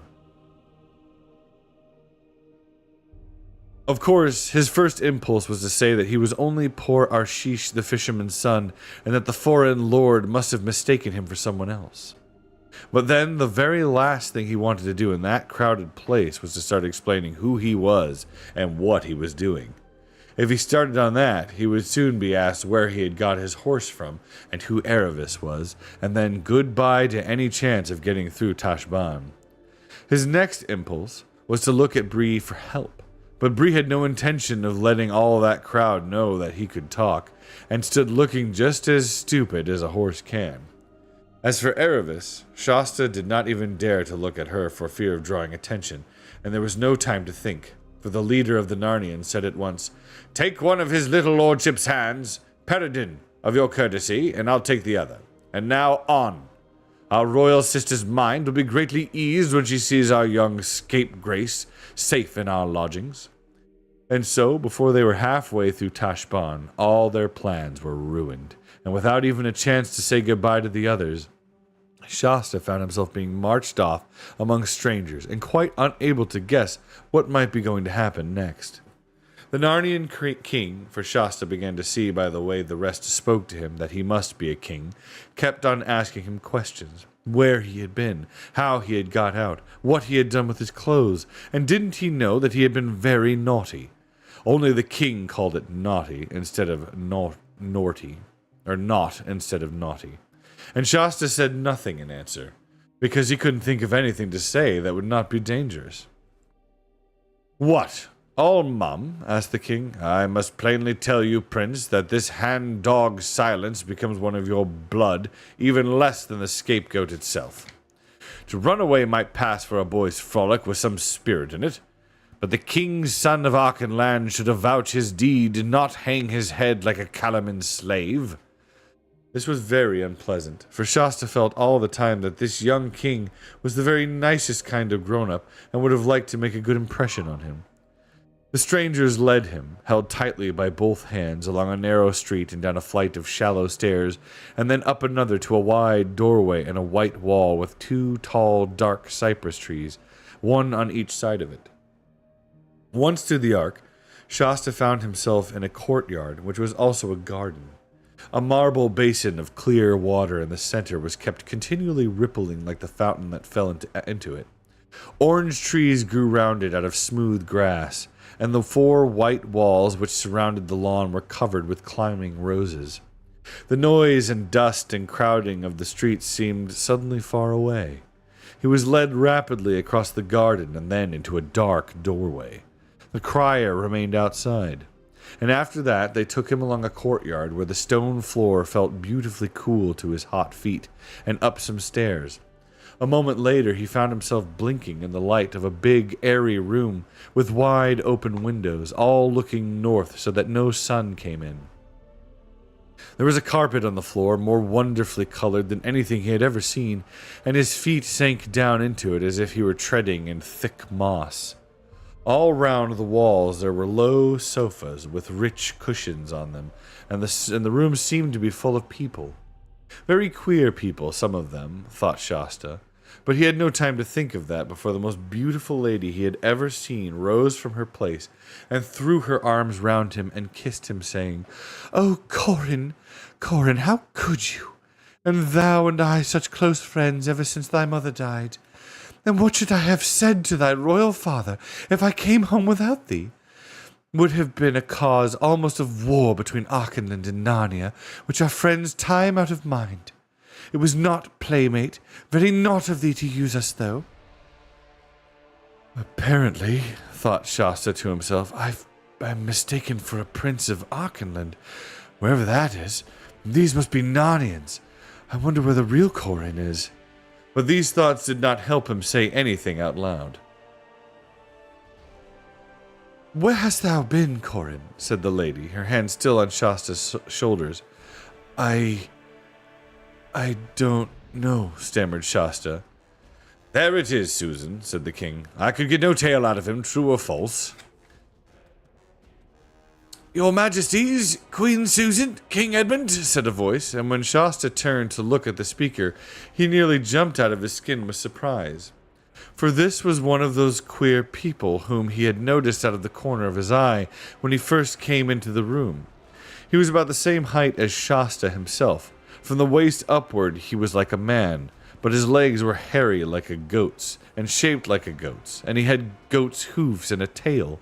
His skin was rather red, and he had curly hair, and a short, pointed beard, and 2 little horns. He was in fact a faun, which is a creature Shasta had never seen a picture of, or even heard of, and if you've read a book called The Lion, the Witch, and the Wardrobe, you may like to know that this was the very same faun, Tumnus by name, whom Queen Susan's sisters Lucy had met on the very first day when she found her way into Narnia. But he was a good deal older now, for by this time Peter and Susan and Edmund and Lucy had been kings and queens of Narnia for several years. "Your Majesties," he was saying, His Little Highness had a touch of the sun. Look at him, he is dazed. He does not know where he is." Then, of course, everyone stopped scolding Shasta and asked him questions, and he was made much of and laid on a sofa, and cushions were put under his head, and he was given iced sherbet and a golden cup to drink, and told to keep very quiet. Nothing like this had ever happened to Shasta in his life before. He had never even imagined lying on anything so comfortable as that sofa, or drinking anything so delicious as that sherbet. He was still wondering what had happened to the others, and how on earth he was going to escape and meet them at the tombs, and what would happen when the real Corin turned up again. But none of these worries seemed so pressing now that he was comfortable. And perhaps later on, there would be nice things to eat.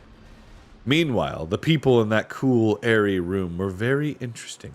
Besides the fawn, there were 2 dwarves, a kind of creature he had never seen before, and a very large raven. The rest were all humans, grown-ups but young. And all of them, both men and women, had nicer faces and voices than most Kilormans, and soon Shasta found himself taking an interest in the conversation. "Now, madam," said the king, or the king was saying to Queen Susan, the lady who had kissed Shasta, "what think you? We have been in the city full 3 weeks. Have you yet settled in your mind whether you will marry this dark-faced lover of yours, this Prince Rabadash, or no?" The lady shook her head. "No, brother," she said, "not for all the jewels in Tashban." "Hello?" thought Shasta, "although there's king and queen, their brother and sister, not married to one another?" "Truly, sister," said the king, "I should have loved you less if you had taken him. And I tell you that at the first coming of the Tisrock's ambassadors into Narnia to treat of this marriage, and later when the prince was our guest at Cair Paravel, it was a wonder to me that ever you could find it in your heart to show him so much favor." "That was my folly, Edmund," said Queen Susan, "of which I cry to you mercy. Yet when he was with us in Narnia, truly this prince bore himself in another fashion than he does now in Tashban. For I take you all to witness that whatever marvelous feats he did in that great tournament, and haslitude which our brother the Kai King made for him, and how meekly and courteously he consorted with us in the space of 7 days, but here in his own city he has shown another face." "Ah," croaked the raven, "it is an old saying, see, the bear in his own den, before you judge of his conditions." "Very true, Shadowpad," said one of the dwarves, "and another is, 'Come, live with me and you'll know me.'" "Yes," said the king, "we have now seen him for what he is, that is, a most proud, bloody, luxurious, cruel, and self-pleasing tyrant."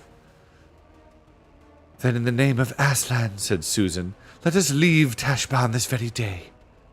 "There is a rub, sister," said Edmund.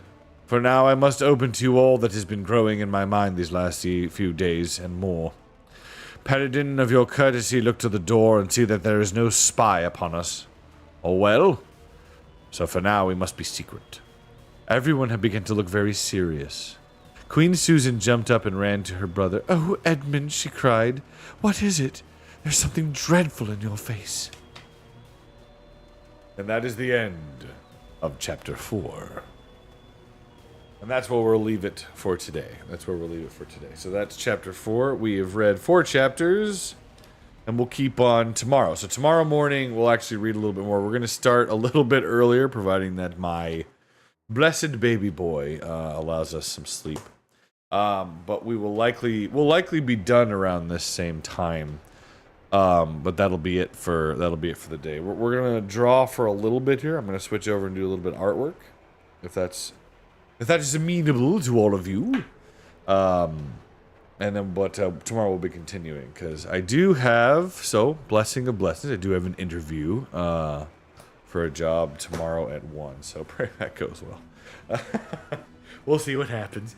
But in the meantime, I hope you guys enjoyed. Thank you for hanging out and listening to The Horse and His Boy by C.S. Lewis, part of the Chronicles of Narnia. So again, if you like that, we'll read some more tomorrow. So we're going to switch over and do a little artwork for about an hour, and then we will wrap up for the day until this evening. Tonight we're gonna play some more Space Haven. So if you guys check that game out, it was good fun. It's basically like a colony spaceship management game. You have like a crew, you build the ship up, you make it larger, add components and tech and weapons and things like that. And so it's a pretty fun game. I like it. We're gonna play that a little bit later. So, but in the meantime, we're gonna go ahead and we're gonna switch over. I'm gonna get is this plugged in? Are you plugged in? Go gadget drawing screen. Hold on a second. arranged. I see you, Baines. How are you? Stopping by to say hello. Hello, Wild Pup. Good to see you. I hope you are well. I hope you are well, my lord.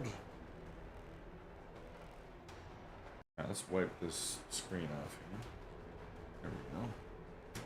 Alright, so if you guys don't know what we've been working on, let me change the title here.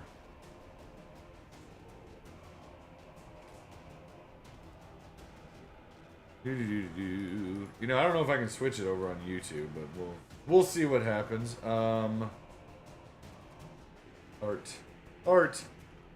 Again, if you guys don't know, right now we're streaming to both Twitch and YouTube, so that's, you know, if you guys want to look for one and the other, there you go. I'm on both. So I hope you guys enjoy it. Thanks for hanging out. I hope you had fun. It's been a long time since I've read The Horse and His Boy. It says Stormcrow. Yeah, it's a good one. I rather like it myself. It's a good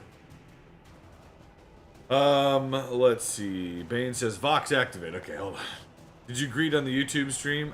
We did, yeah. I'm doing well, by the way. I shall absolutely pray for the interview. Thank you, Scruffy. I appreciate that. Oh, you know, just if I get this job, it'll be enough. It'll be enough for now. I'm not going to complain. It'll keep food on the table for the babies, and that's one of the most that is the most important thing, you know. Lord willing, Lord's will be done. Job secured. We'll see. We'll see. It's at least work. I can use it to keep the lights on, hopefully keep things going until the house sells back in Georgia, and then we'll be good to go. Until I, you know, either move up or find something more amenable, I guess, to the work. So yeah, we'll see what happens. Cross your fingers. You got this. God's got you. Amen, Splice. Amen. He does. He's with me. He's with the Legion. Glory to his name forever and ever.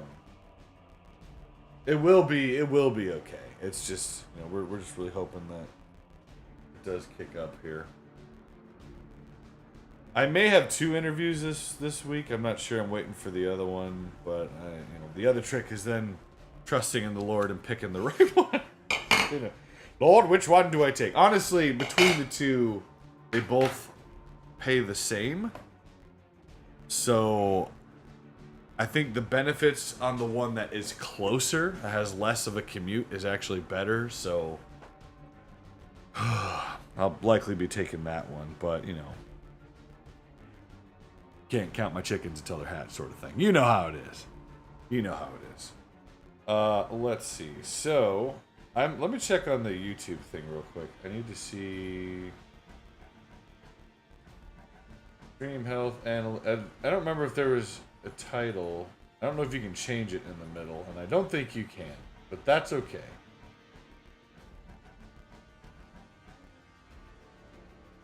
Closed captions, delay. No, okay. Yeah, I barely know how any of that works. Barely know how any of that works. And that's fine. That's fine. But we're, you know, if you guys have any questions, you know what I mean, you let me know, and I'll try and keep the conversation rolling if you have any. I'll put that there. Hey, YouTube. Rico, did you see Kayla Bean? Oh, I see. Yeah, I'm lurking in her channel right now. I think that's great. That's so funny. You guys should check out. She's wildly talented. You know what I mean? She's a talented person. We can give her a shout out. There we go.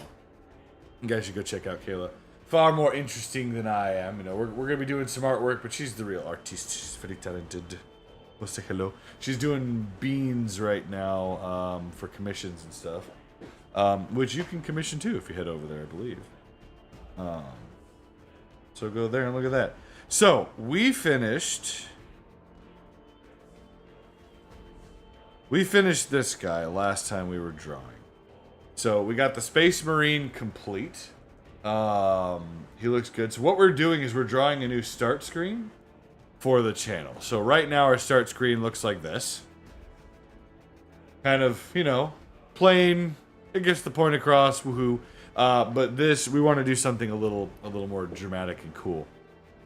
So I think that's what we're going to work on. So we finished him. He looks pretty good. Next, what I think we're going to work on, just because it should be fairly simple, is the banner. So I'm thinking we'll do like a Roman Warhammer 40k style battle standard, right? Is what I think would work really well.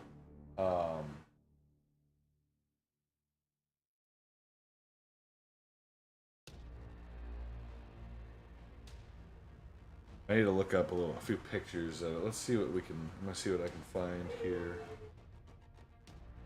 Something kind of cool. Huh? Sure, I'll try it. My son made pancakes this morning. He worked very hard on it. They have some kind of cool ones. It's like your typical. Let's look up Roman.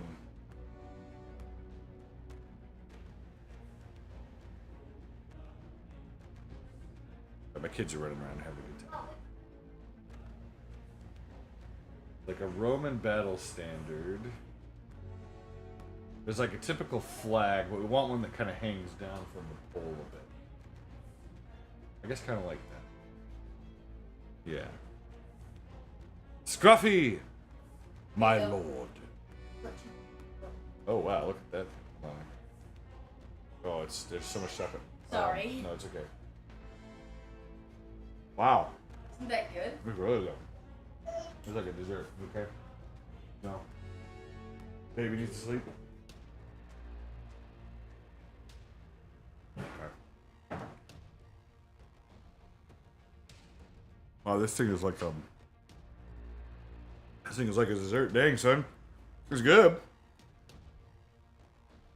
I'm going to finish that later.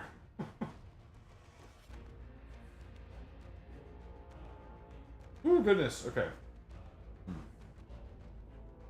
Yeah, we don't want to hear me smacking. Alright, so a Roman style battle standard was usually like cooked on like a pole, had a cross pole that hung down, and it was amazing. But who's scruffy looking? Thank you, that's very kind. God bless you, buddy. I appreciate that generosity. I will try to serve you well in honor and glory. Thank you for your blessings. I really do appreciate it.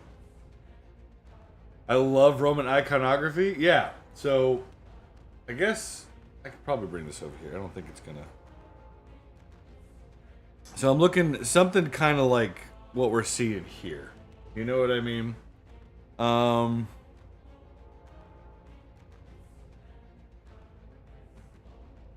Yeah, maybe like that. We could have the eagle up at the top, or the emblem up at the top.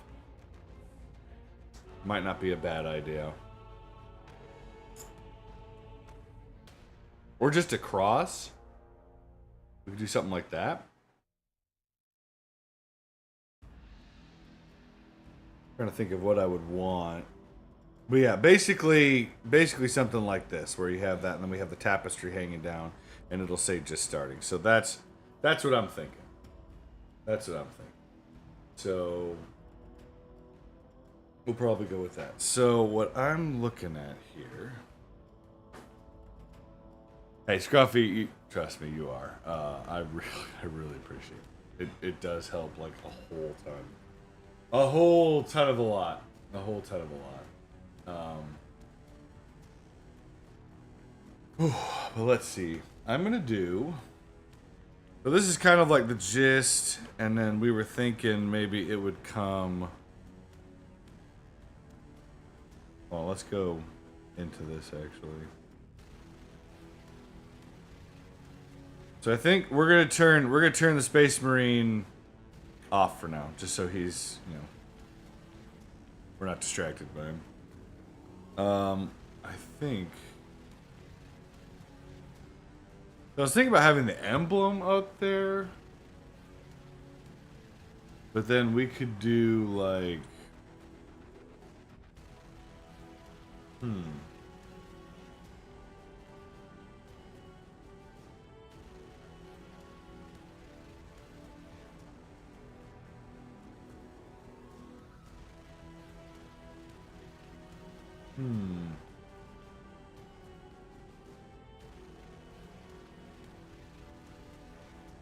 So it'd be something like that, like straighten up.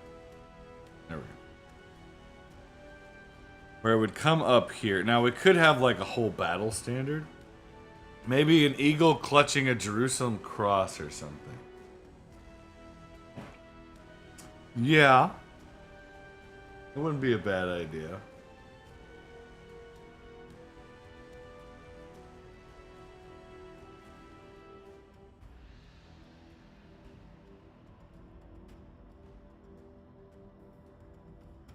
I don't know what an eagle, but it basically more of a goose.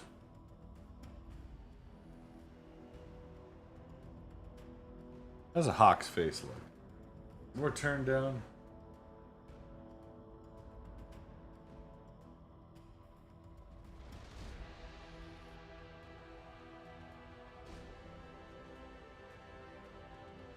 Kind of like that. Some, I don't know, but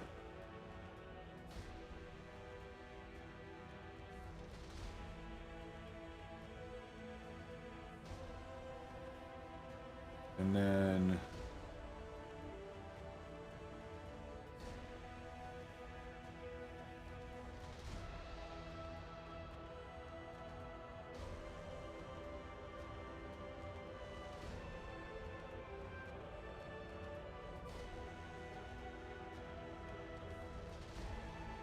I like that.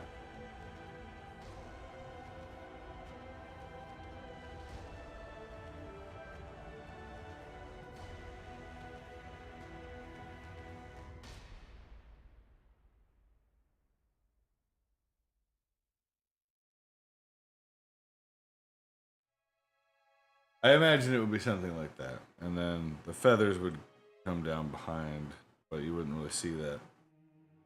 I imagine something along those lines.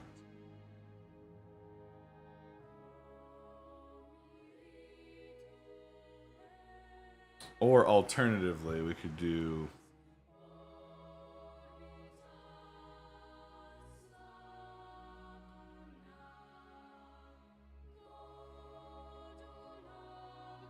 like the bird.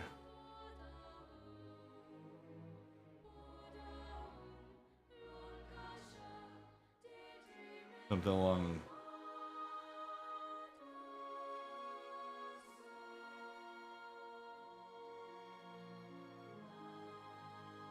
Instead of like curved up, we could have them curved to the side.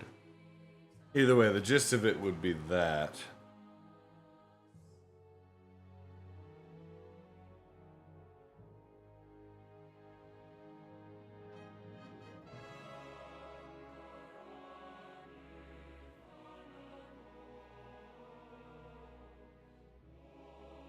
I think what we'll do first is we'll draw the pole.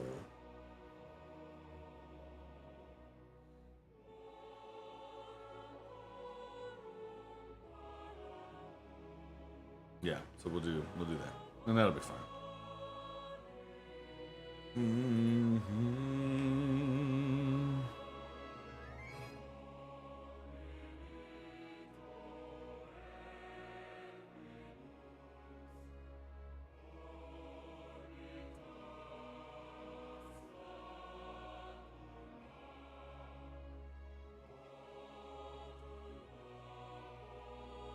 All right, so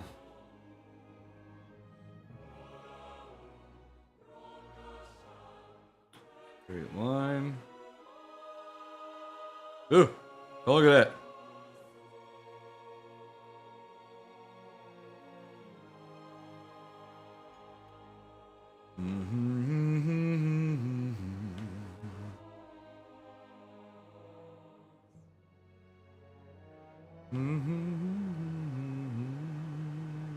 What happened?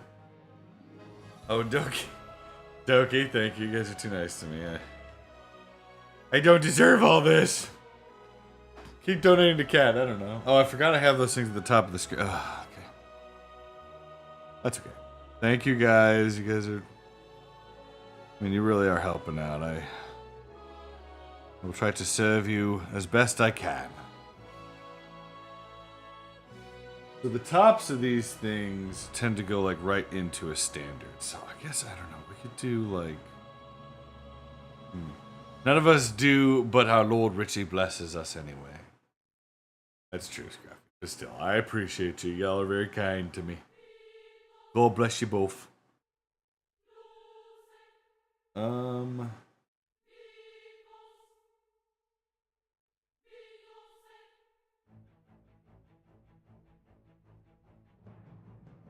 This one will be a thinner one.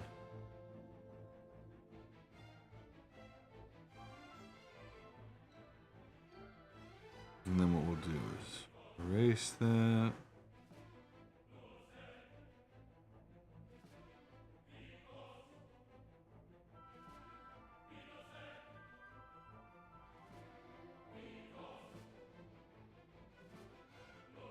Yes, but you should have your own account on the laptop now, right?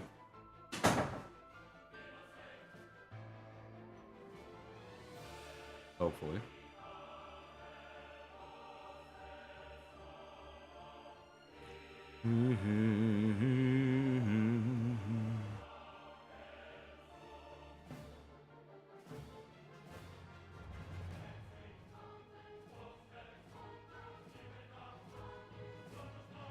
So we're gonna make that look, we're just kind of sketching right now. So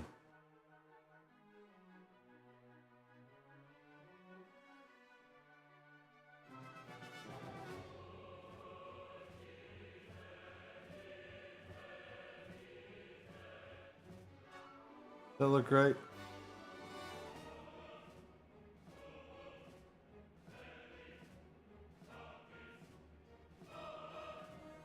Yeah, I think that looks fine. Okay, we're gonna do that.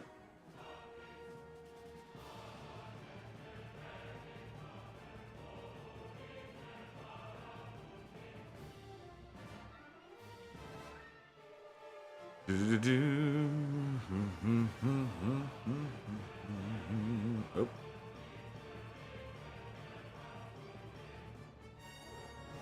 So for the icon up at the top.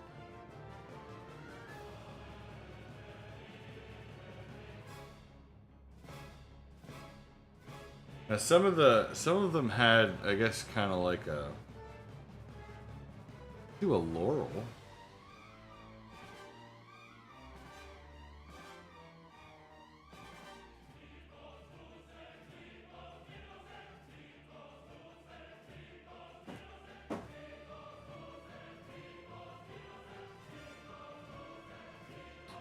We could do a laurel, like we could do maybe something like let me see. Look up.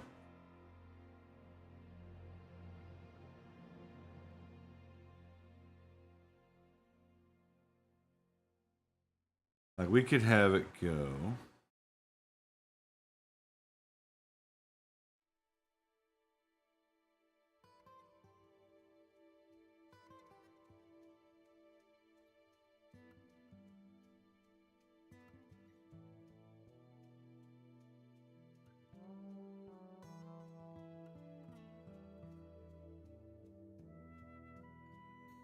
Actually, if we did this and then we just mirror it. So let's look at maybe like that.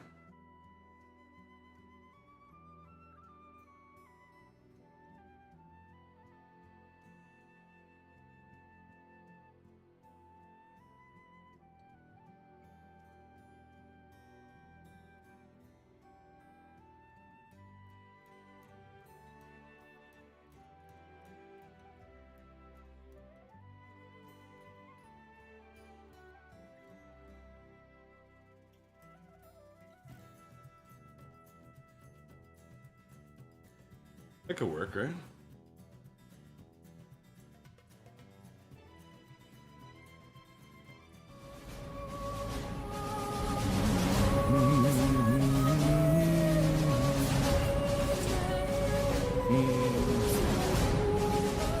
Gulf Ghoulie, my dear and noble battle sister.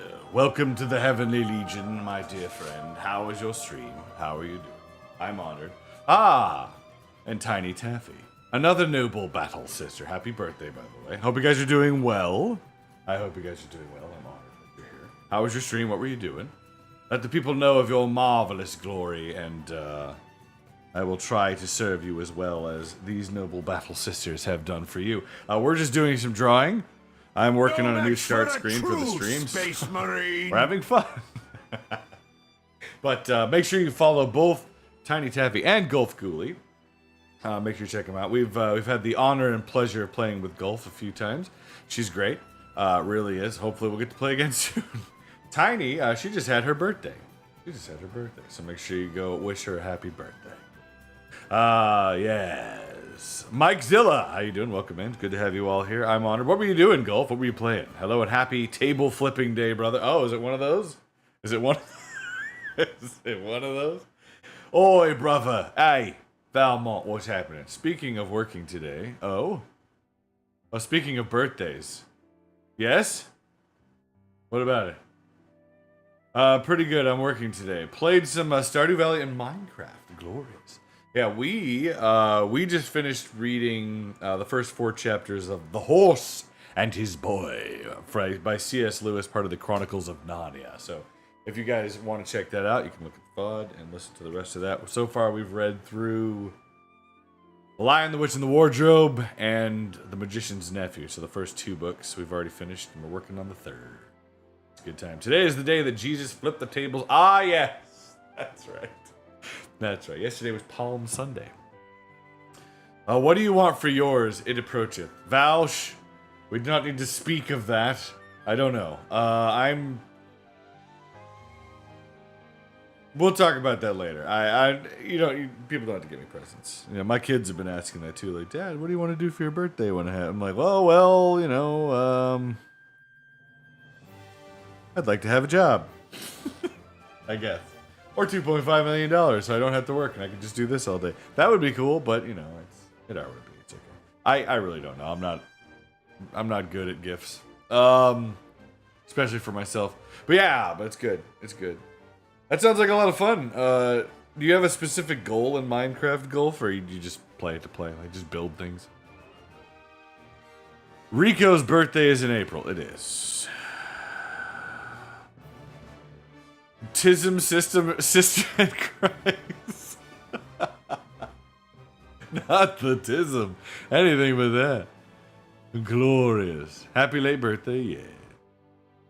For Tiny. Your birthday month starts the day after tomorrow. It does. April is my birthday month. If you guys want to know what day it is, I was born on the founding date of the Roman Empire. You can go ahead and look that up. Manifest Destiny. I'll just tell you what. There it is. I was born to lead. It's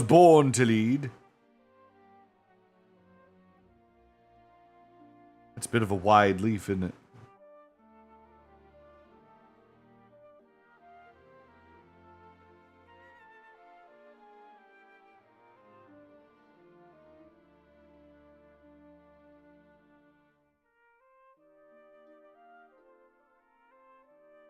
Alright, so I'm thinking something kind of like this for what we're doing. Oh, but what we're doing right now, guys, just so you know, if you want to see, you can. We're drawing a new start screen. So we just finished drawing up the Space Marine.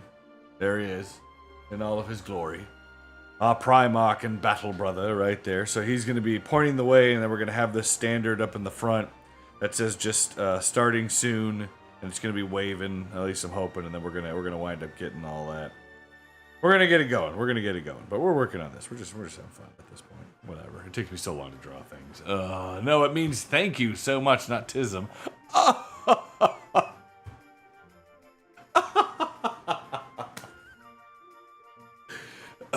Of course I knew that. I was just testing you. Tiny. See, I've been reading too much Twitter lately. Oh, Tism Sisters. Oh, I can't read that any other way now. I'm doomed. Oh man, I forgot. Oh, right. I forgot, Baines. I forgot. I'm sorry. Let me go. Oh, that's funny. I'm sorry. Look, Tiny, I'm an old man. Okay, I'm an old man, and I don't keep up the colloquialisms. They're like lol, raffle, skibbity riz. I have no idea what people are talking about. All right, I'm just an old man. I don't know anything. Tism. Oh, that's funny. Okay, anyway, it's good. I'm sorry. They're not Tism sisters. I'm so good at my job. I'm so good at my job. Woo! 6, 7. Yeah, you got me. I don't know. Hope you celebrate all month. I know I do when it's my birthday. Nah, I don't usually. Honestly. If I'm being perfectly serious, I don't usually I don't do like the birthday thing. Like my wife and my kids always take care of me. You know what I mean? But it's totally fine. Okay, we've been sabotaged, so everybody bear with me. If you're new here, I'm sorry this happens. Sometimes the warp comes in and sabotages our Vox communicator. So we just sound like this. It usually takes about 10 minutes for the tech priest to get in here and fix things. It's fine. No, it's not my birthday. Yet. Inca. Next month. Next month is my birthday. Founding date of the Roman Empire. That's for you. Enjoy. Yeah, you can go research what that is, and I'll tell you all you need to know. It's okay, that was so funny. It's just, what the funniest thing, Tiny, was that it was just so natural for me to assume that that's what that was, and I don't know why. It was just like, oh, Tism. Yeah, okay. Tism sisters. That's funny. That's funny they refer to each other like that. That's hilarious. But, now that you said, yeah, I get it. Is your wife doing okay? Yes. Yes. We had a rough night last night. Baby didn't sleep. He was rolling around and having a good time, and then plus the news of my wife's grandfather's passing. He was a good man. But he is at peace with the Lord now, so she's working through that right now. So we'll have to go in like 30 minutes to go help get baby boy down for his nap and everything, but it's okay. Thank you for the lurk, Tiny Taffy. I appreciate that. You know what? Let's give Tiny a shout out too, because she's just starting. She has a tiny community. I think you all can turn it into a glorious community. Very worthy of her, I'm sure. So JJ, to make sure I spelled that right, shout out, boom, ta-da, there she is. So go check her out. Go say hello. Go bless her with the same marvelous fellowship that she has shown us. Same thing for Ghoulie. Go check out Ghoulie and bless her. I mean, she's amazing, she's hilarious, and she's wildly talented. Oh no, it is my pleasure, Tiny. It is my pleasure. Keep up the good work. You're doing fine. But yeah. Yeah, it's hard. She got that news. We'd called him, or she had called him the other day, just like a couple days ago too, to he could see his great grandbabies, and they all said they loved him, and he was in hospice, so we knew it was coming. It was just still, it's always a shock. So Lord bless him, that he will be welcomed into the gates of heaven, and that her family will be at peace.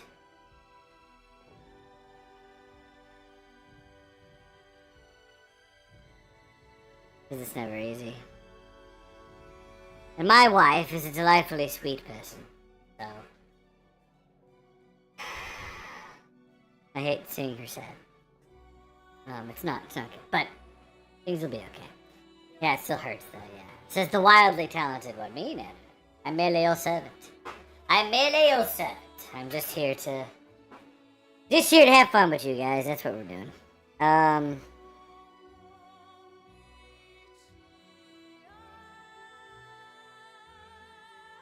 So we're gonna do that, I think. I kinda like how this is turning out. I mean, it's not like perfect yet, we're gonna clean it up, but...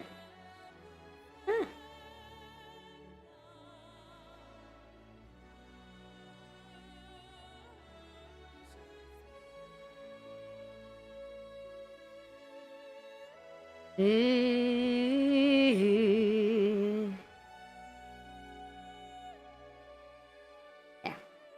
Alright, so I think...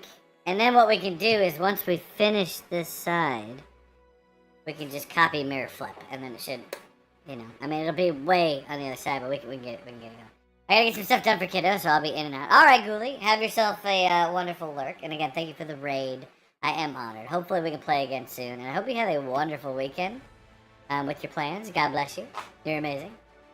And congratulations on redeeming 4th and beyond. She made it! She's there! Marvelous. Marvelous. Let's see. So we're just gonna keep plugging along here. Like that.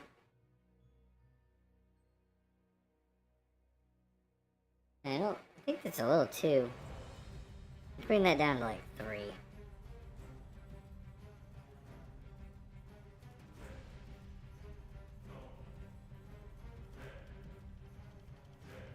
Yeah, that makes that line a little more amenable.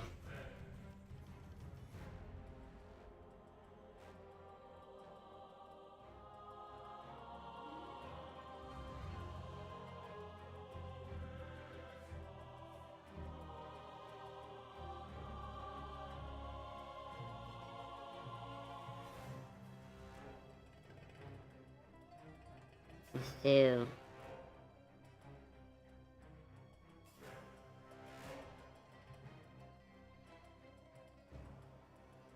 around. I think that will look good. Like that. We'll kind of clean these up.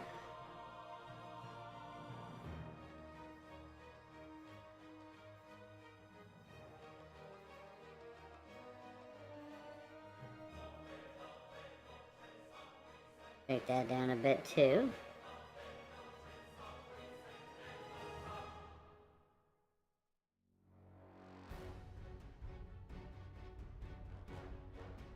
I just don't like the lines so thick.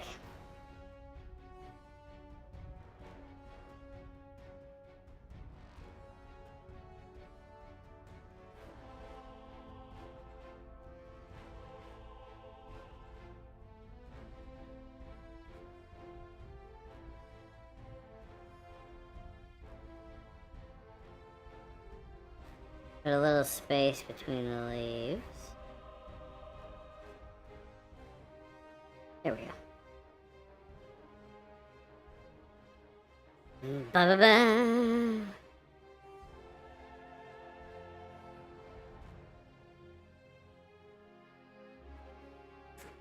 Now the question is, do we wait to mirror flip it until we've actually done like the coloring?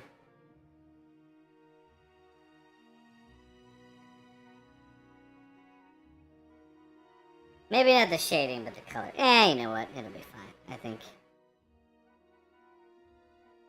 We can shade it together.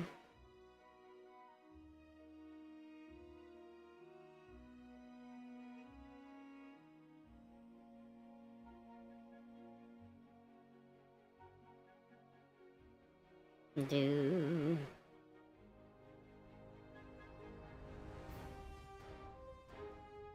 Whew.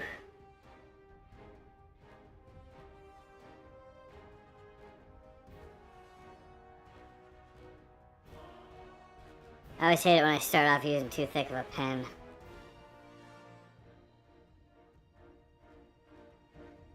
Fool of a toque!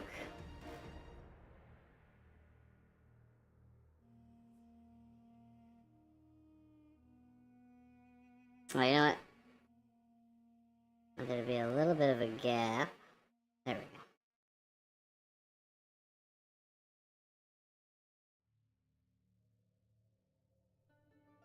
Just like that. Just like that. Oh yes. Oh yes, sir. I think that looks pretty good.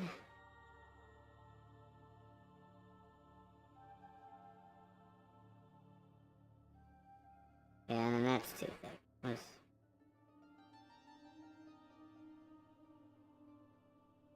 bring it down a little bit.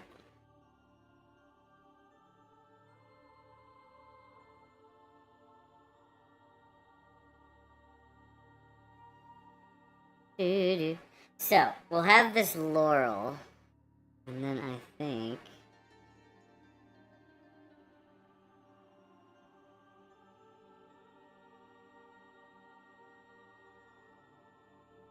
Yeah, a little thinner.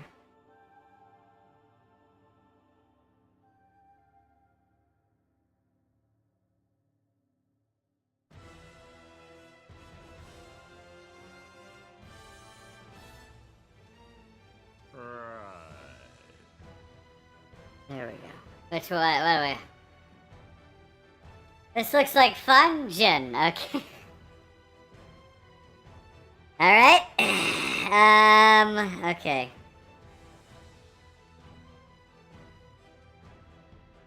I guess we'll wait. The other redeem's almost done, so if in... How long have you been drawing? I've been drawing a long time. I guess on my current setup, only a couple, maybe a year. But I've been drawing since like high school, since I was a wee lad, full of hope. Oh, there we go. Full of hope and full of future. Again, I gotta apologize. So, Uncle Dan, you want me to sound like King Candy for 2 minutes? Okay. In answer to your question, Tiny Taffy, it's only been a few years. You get it? I mean, really, since I've been doing this professionally. And sometimes it takes time. You gotta practice, you get it? It takes time to learn how to do it. I was drawing on my phone before I had this. You see, the Legion here blessed me with a drawing pad. What's it called? An Artist Pro 14. Yes, it's very nice. It comes with a pen, an XD pen even. Wreck-It Ralph wouldn't understand anything about this. He wouldn't know how to... He'd just break it with his giant meat hands. But that's okay. Never you mind that. It's gonna be fine. Before this, I have this, it was my cell phone. It has built-in what we call a stylus. You understand. The stylus is what I use to draw. What can I do for you? Think what? Think first before I say things. It's not how this works. That's not how this works at all. I wish I could. The problem is it's improv. I can't just... People can't redeem things and then think, oh, he's just gonna talk. No, it's nonsense most of the time that comes out of my mouth. But it'll be fine. It's fine. Anyway, I hope this is working out. Sometimes this one is particularly funny when combined with the chipmunk voice. But Alan Tudyk, obviously, he does it better. Way better because it's his voice, not mine. I'm just mimicking it. Anyway, it's good. It's fine. Everyone relax. But yeah, I used to draw on a cell phone. The Space Marine you see over here talking in the corner, I drew that on the phone. Oh, all right, we're done. He's gone. Everybody chill? Everybody chill. He's gone. He went home. All right. King Candy, thank you for showing up. Stop messing things up. Let's go. What's going on? Anyway, yeah, that's fine. Good morning, Val. How are you? Yep. Val's just hanging out. It's been so long. I've missed my favorite uncle. How have you? He's been busy. He's been doing good. The glorious man. Doing well. Been through a bit of tough times last year, but onward and upward, as they say. How are you doing, Uncle Dan? I feel that. What a year. What a year it has been, indeed, in all of its glory. But here we are, basking in the Lord's blessings and fellowship. The Lord has blessed us. All right, so I think... So what we want to do now is we want to duplicate layer. Right? And then we want to...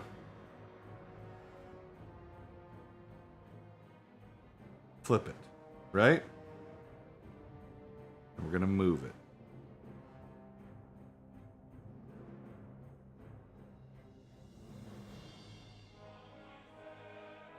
I'm thinking like that.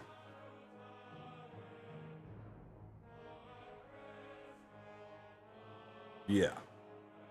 So it's like a laurel up at the top. And then...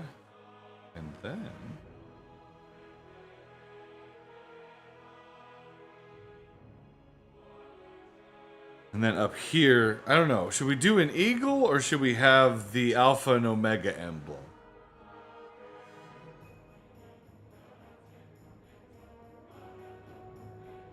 Because if we did that,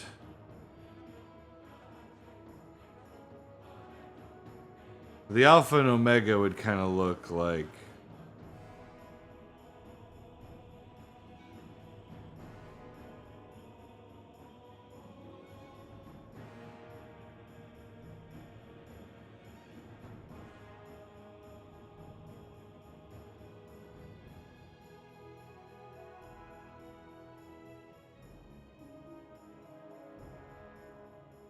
It'll look like this.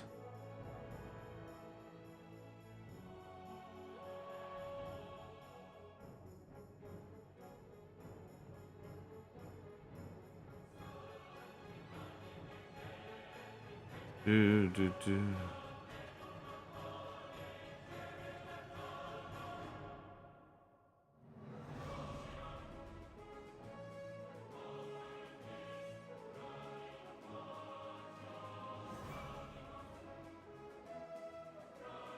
Let's do this.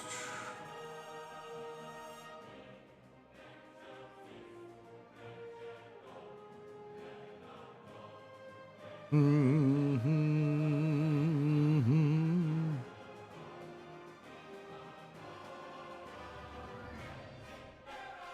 then, of course,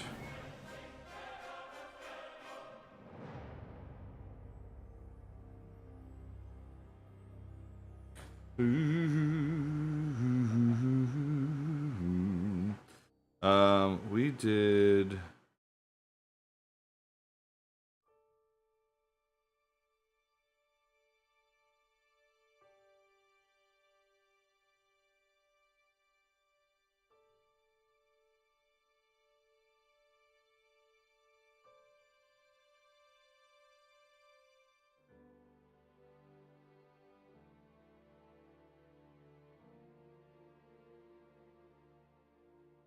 I say it's not perfect, but it's coming along.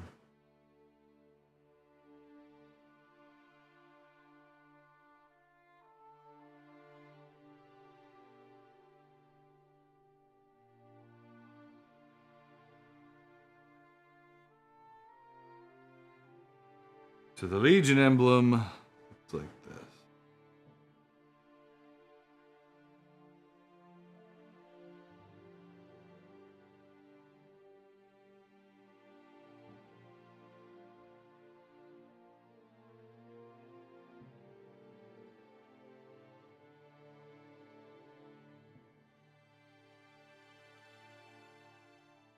Right? So that's the Legion emblem. And then in the middle you have the blood teardrop.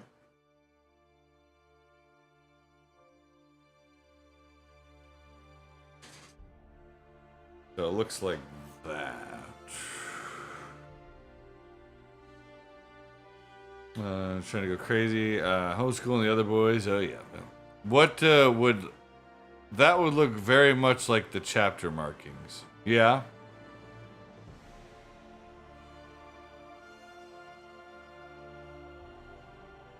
I think that looks pretty cool. It's minus the wings, you know what I mean? But I think that might look good.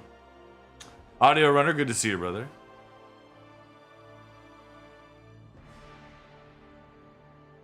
I think that would look good.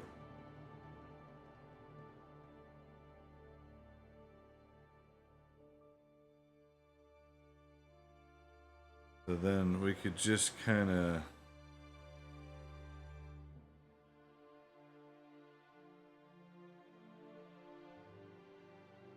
I think move it there.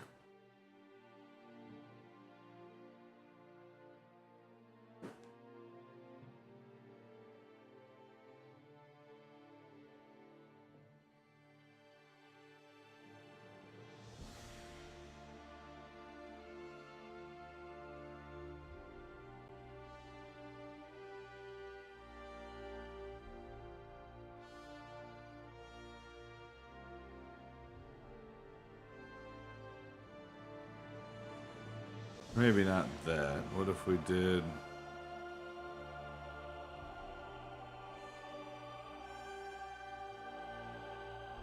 Make this the top of the pole here.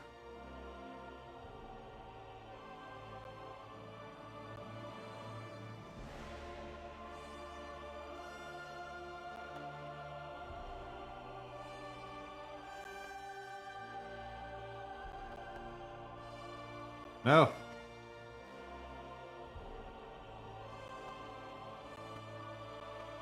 Then we'll just kind of have it. Oop.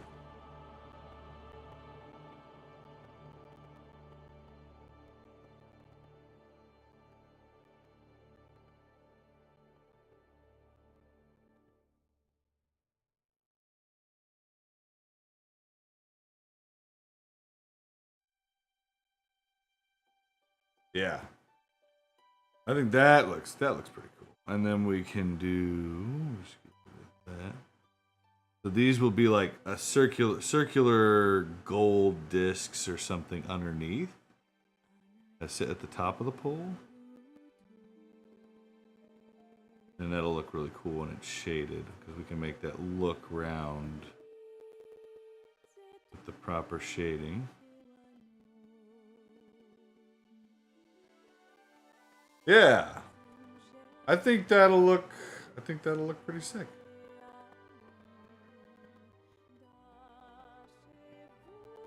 Yeah. Yeah, I like it. Yeah, I like it too, Ink. I think that's gonna look pretty cool. So we'll leave that like that. And then the standard kind of looking like a lamppost, isn't it?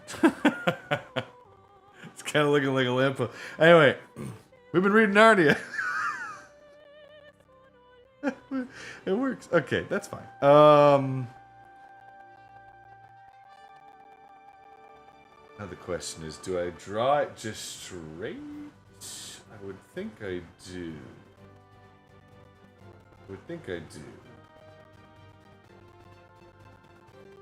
Yeah, and then, so above this,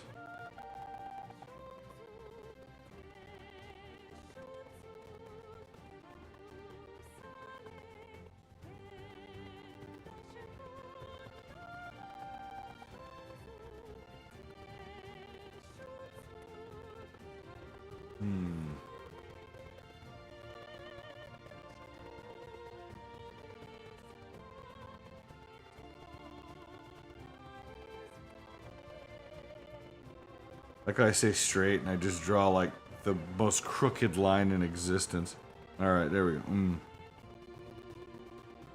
Now that's more gonna be for that, and then. Oh, it's gonna look lovely. Okay, let's go. We're gonna go a little bit above this line, right here.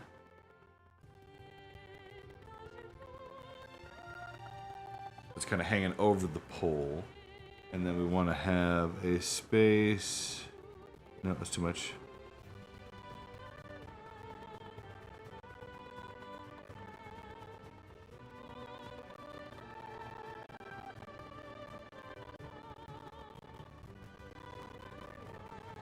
Yep, like that.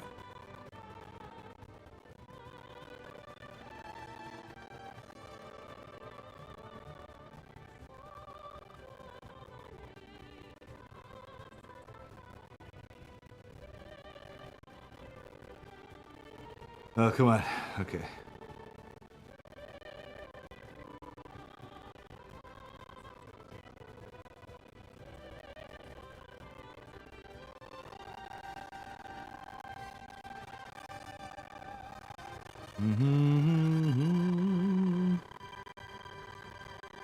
Bump that up a little bit there. There we go. There we go. Glory. It shall be glorious.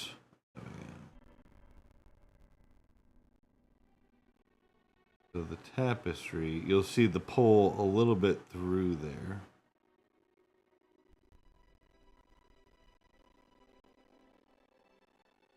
There.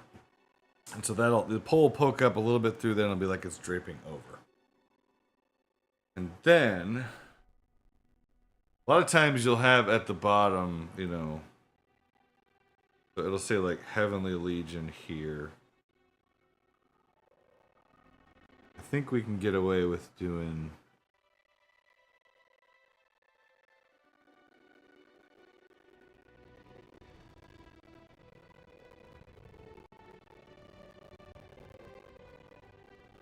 from like here.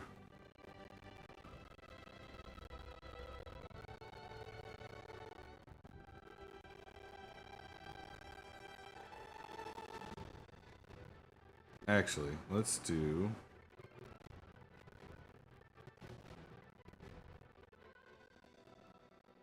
So this is the middle.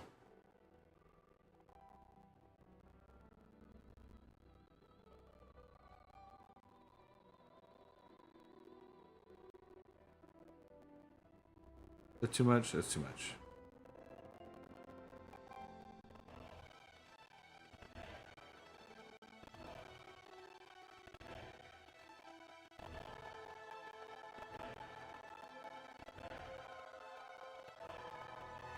Alright, and then I'm going to do something really... It seems kind of silly, but we're going to do it. Okay.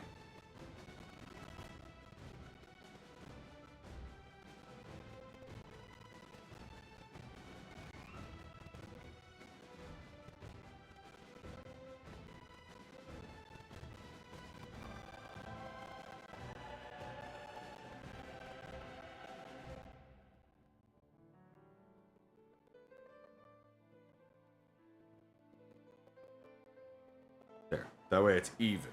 Right? So they're all about the same. And man, I really really made that quite equal. That's I don't know how I did that. Alright, cool. So we're just gonna merge that down.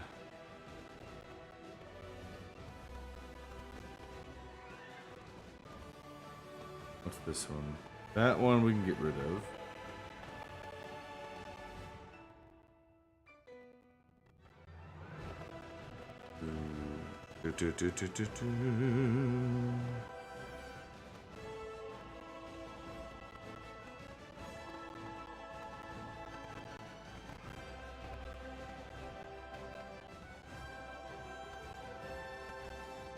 Okay.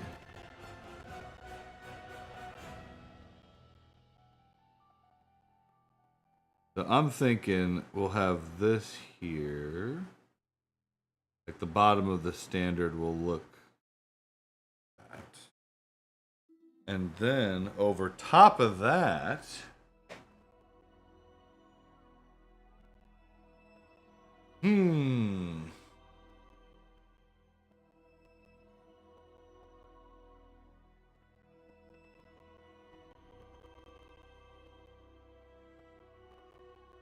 So I like the idea of having the castellated gold at the top.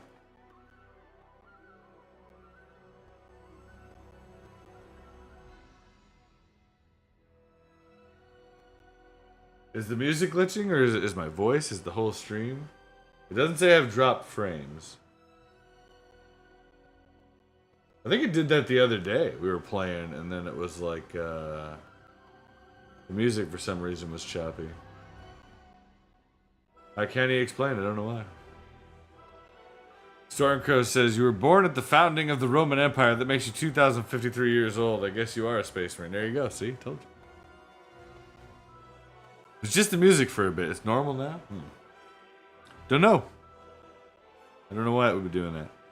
So, yeah. It can be rather goofy sometimes. Alright. I think the other thing we want to do is maybe here.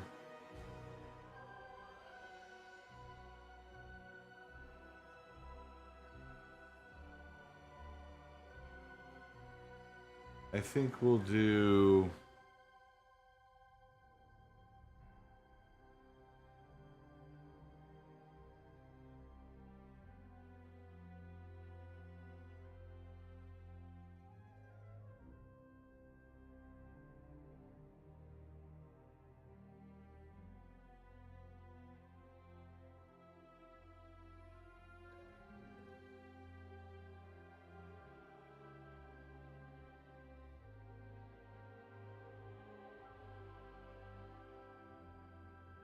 Mm.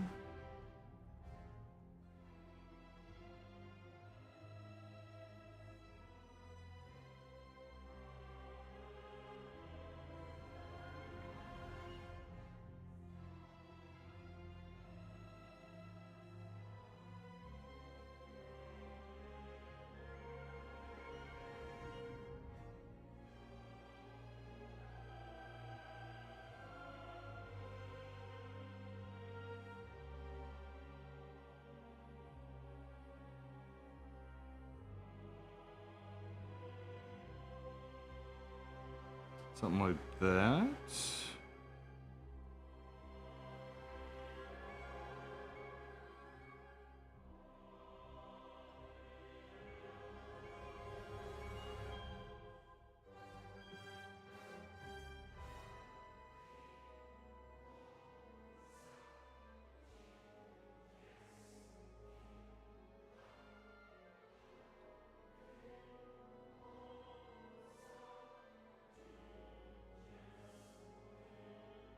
Something like that. It'll be like a scroll style at the bottom. There we go. And then here it'll say Heavenly Legion. You know, we'll put some like text across there. It says like Heavenly Legion. And then I think we'll have here, and then it'll say just starting here. I had to find a good text. And it'll have a kind of wave. Yeah, Twitch's been acting up. It has. I've been having some issues. But I think that's a good step in the right direction there.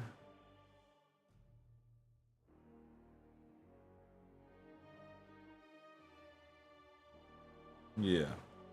Now, we're probably going to wind up making this a little smaller. Maybe. Maybe a little. Yeah, we'll see. We'll see. I kind of like it right where it's at. But, I smell a font shopping trip. Yeah, we're going to do something kind of like gothic or very script. You know what I mean? It should look pretty cool. But I'm thinking, yeah, it'll say Heavenly Legion starting soon, I think is what it'll say. And then maybe, I don't know if it's necessary to put the Rico up there. I think we'll just do Heavenly Legion and starting soon. I think that'd be fun. I think that would look good. But here's what we're gonna do. I know we've been reading for 2 hours, drawing for 1. So what I'm gonna do is we're gonna pause here because the wee battle baby needs assistance, needs help. He needs to get some sleep. So we're gonna sign off from here on YouTube. So say goodbye YouTube. See you, everybody. And then we're gonna raid out on Twitch. We'll probably raid out to Kayla, who's doing beans. That sounds good to me. You guys, that sounds good. You can always use Legio Celestis or Legio Divina. Oh, that'd be cool too. Yes. Say goodbye, YouTube. Thanks for hanging out, everybody over on YouTube. Goodbye. Goodbye.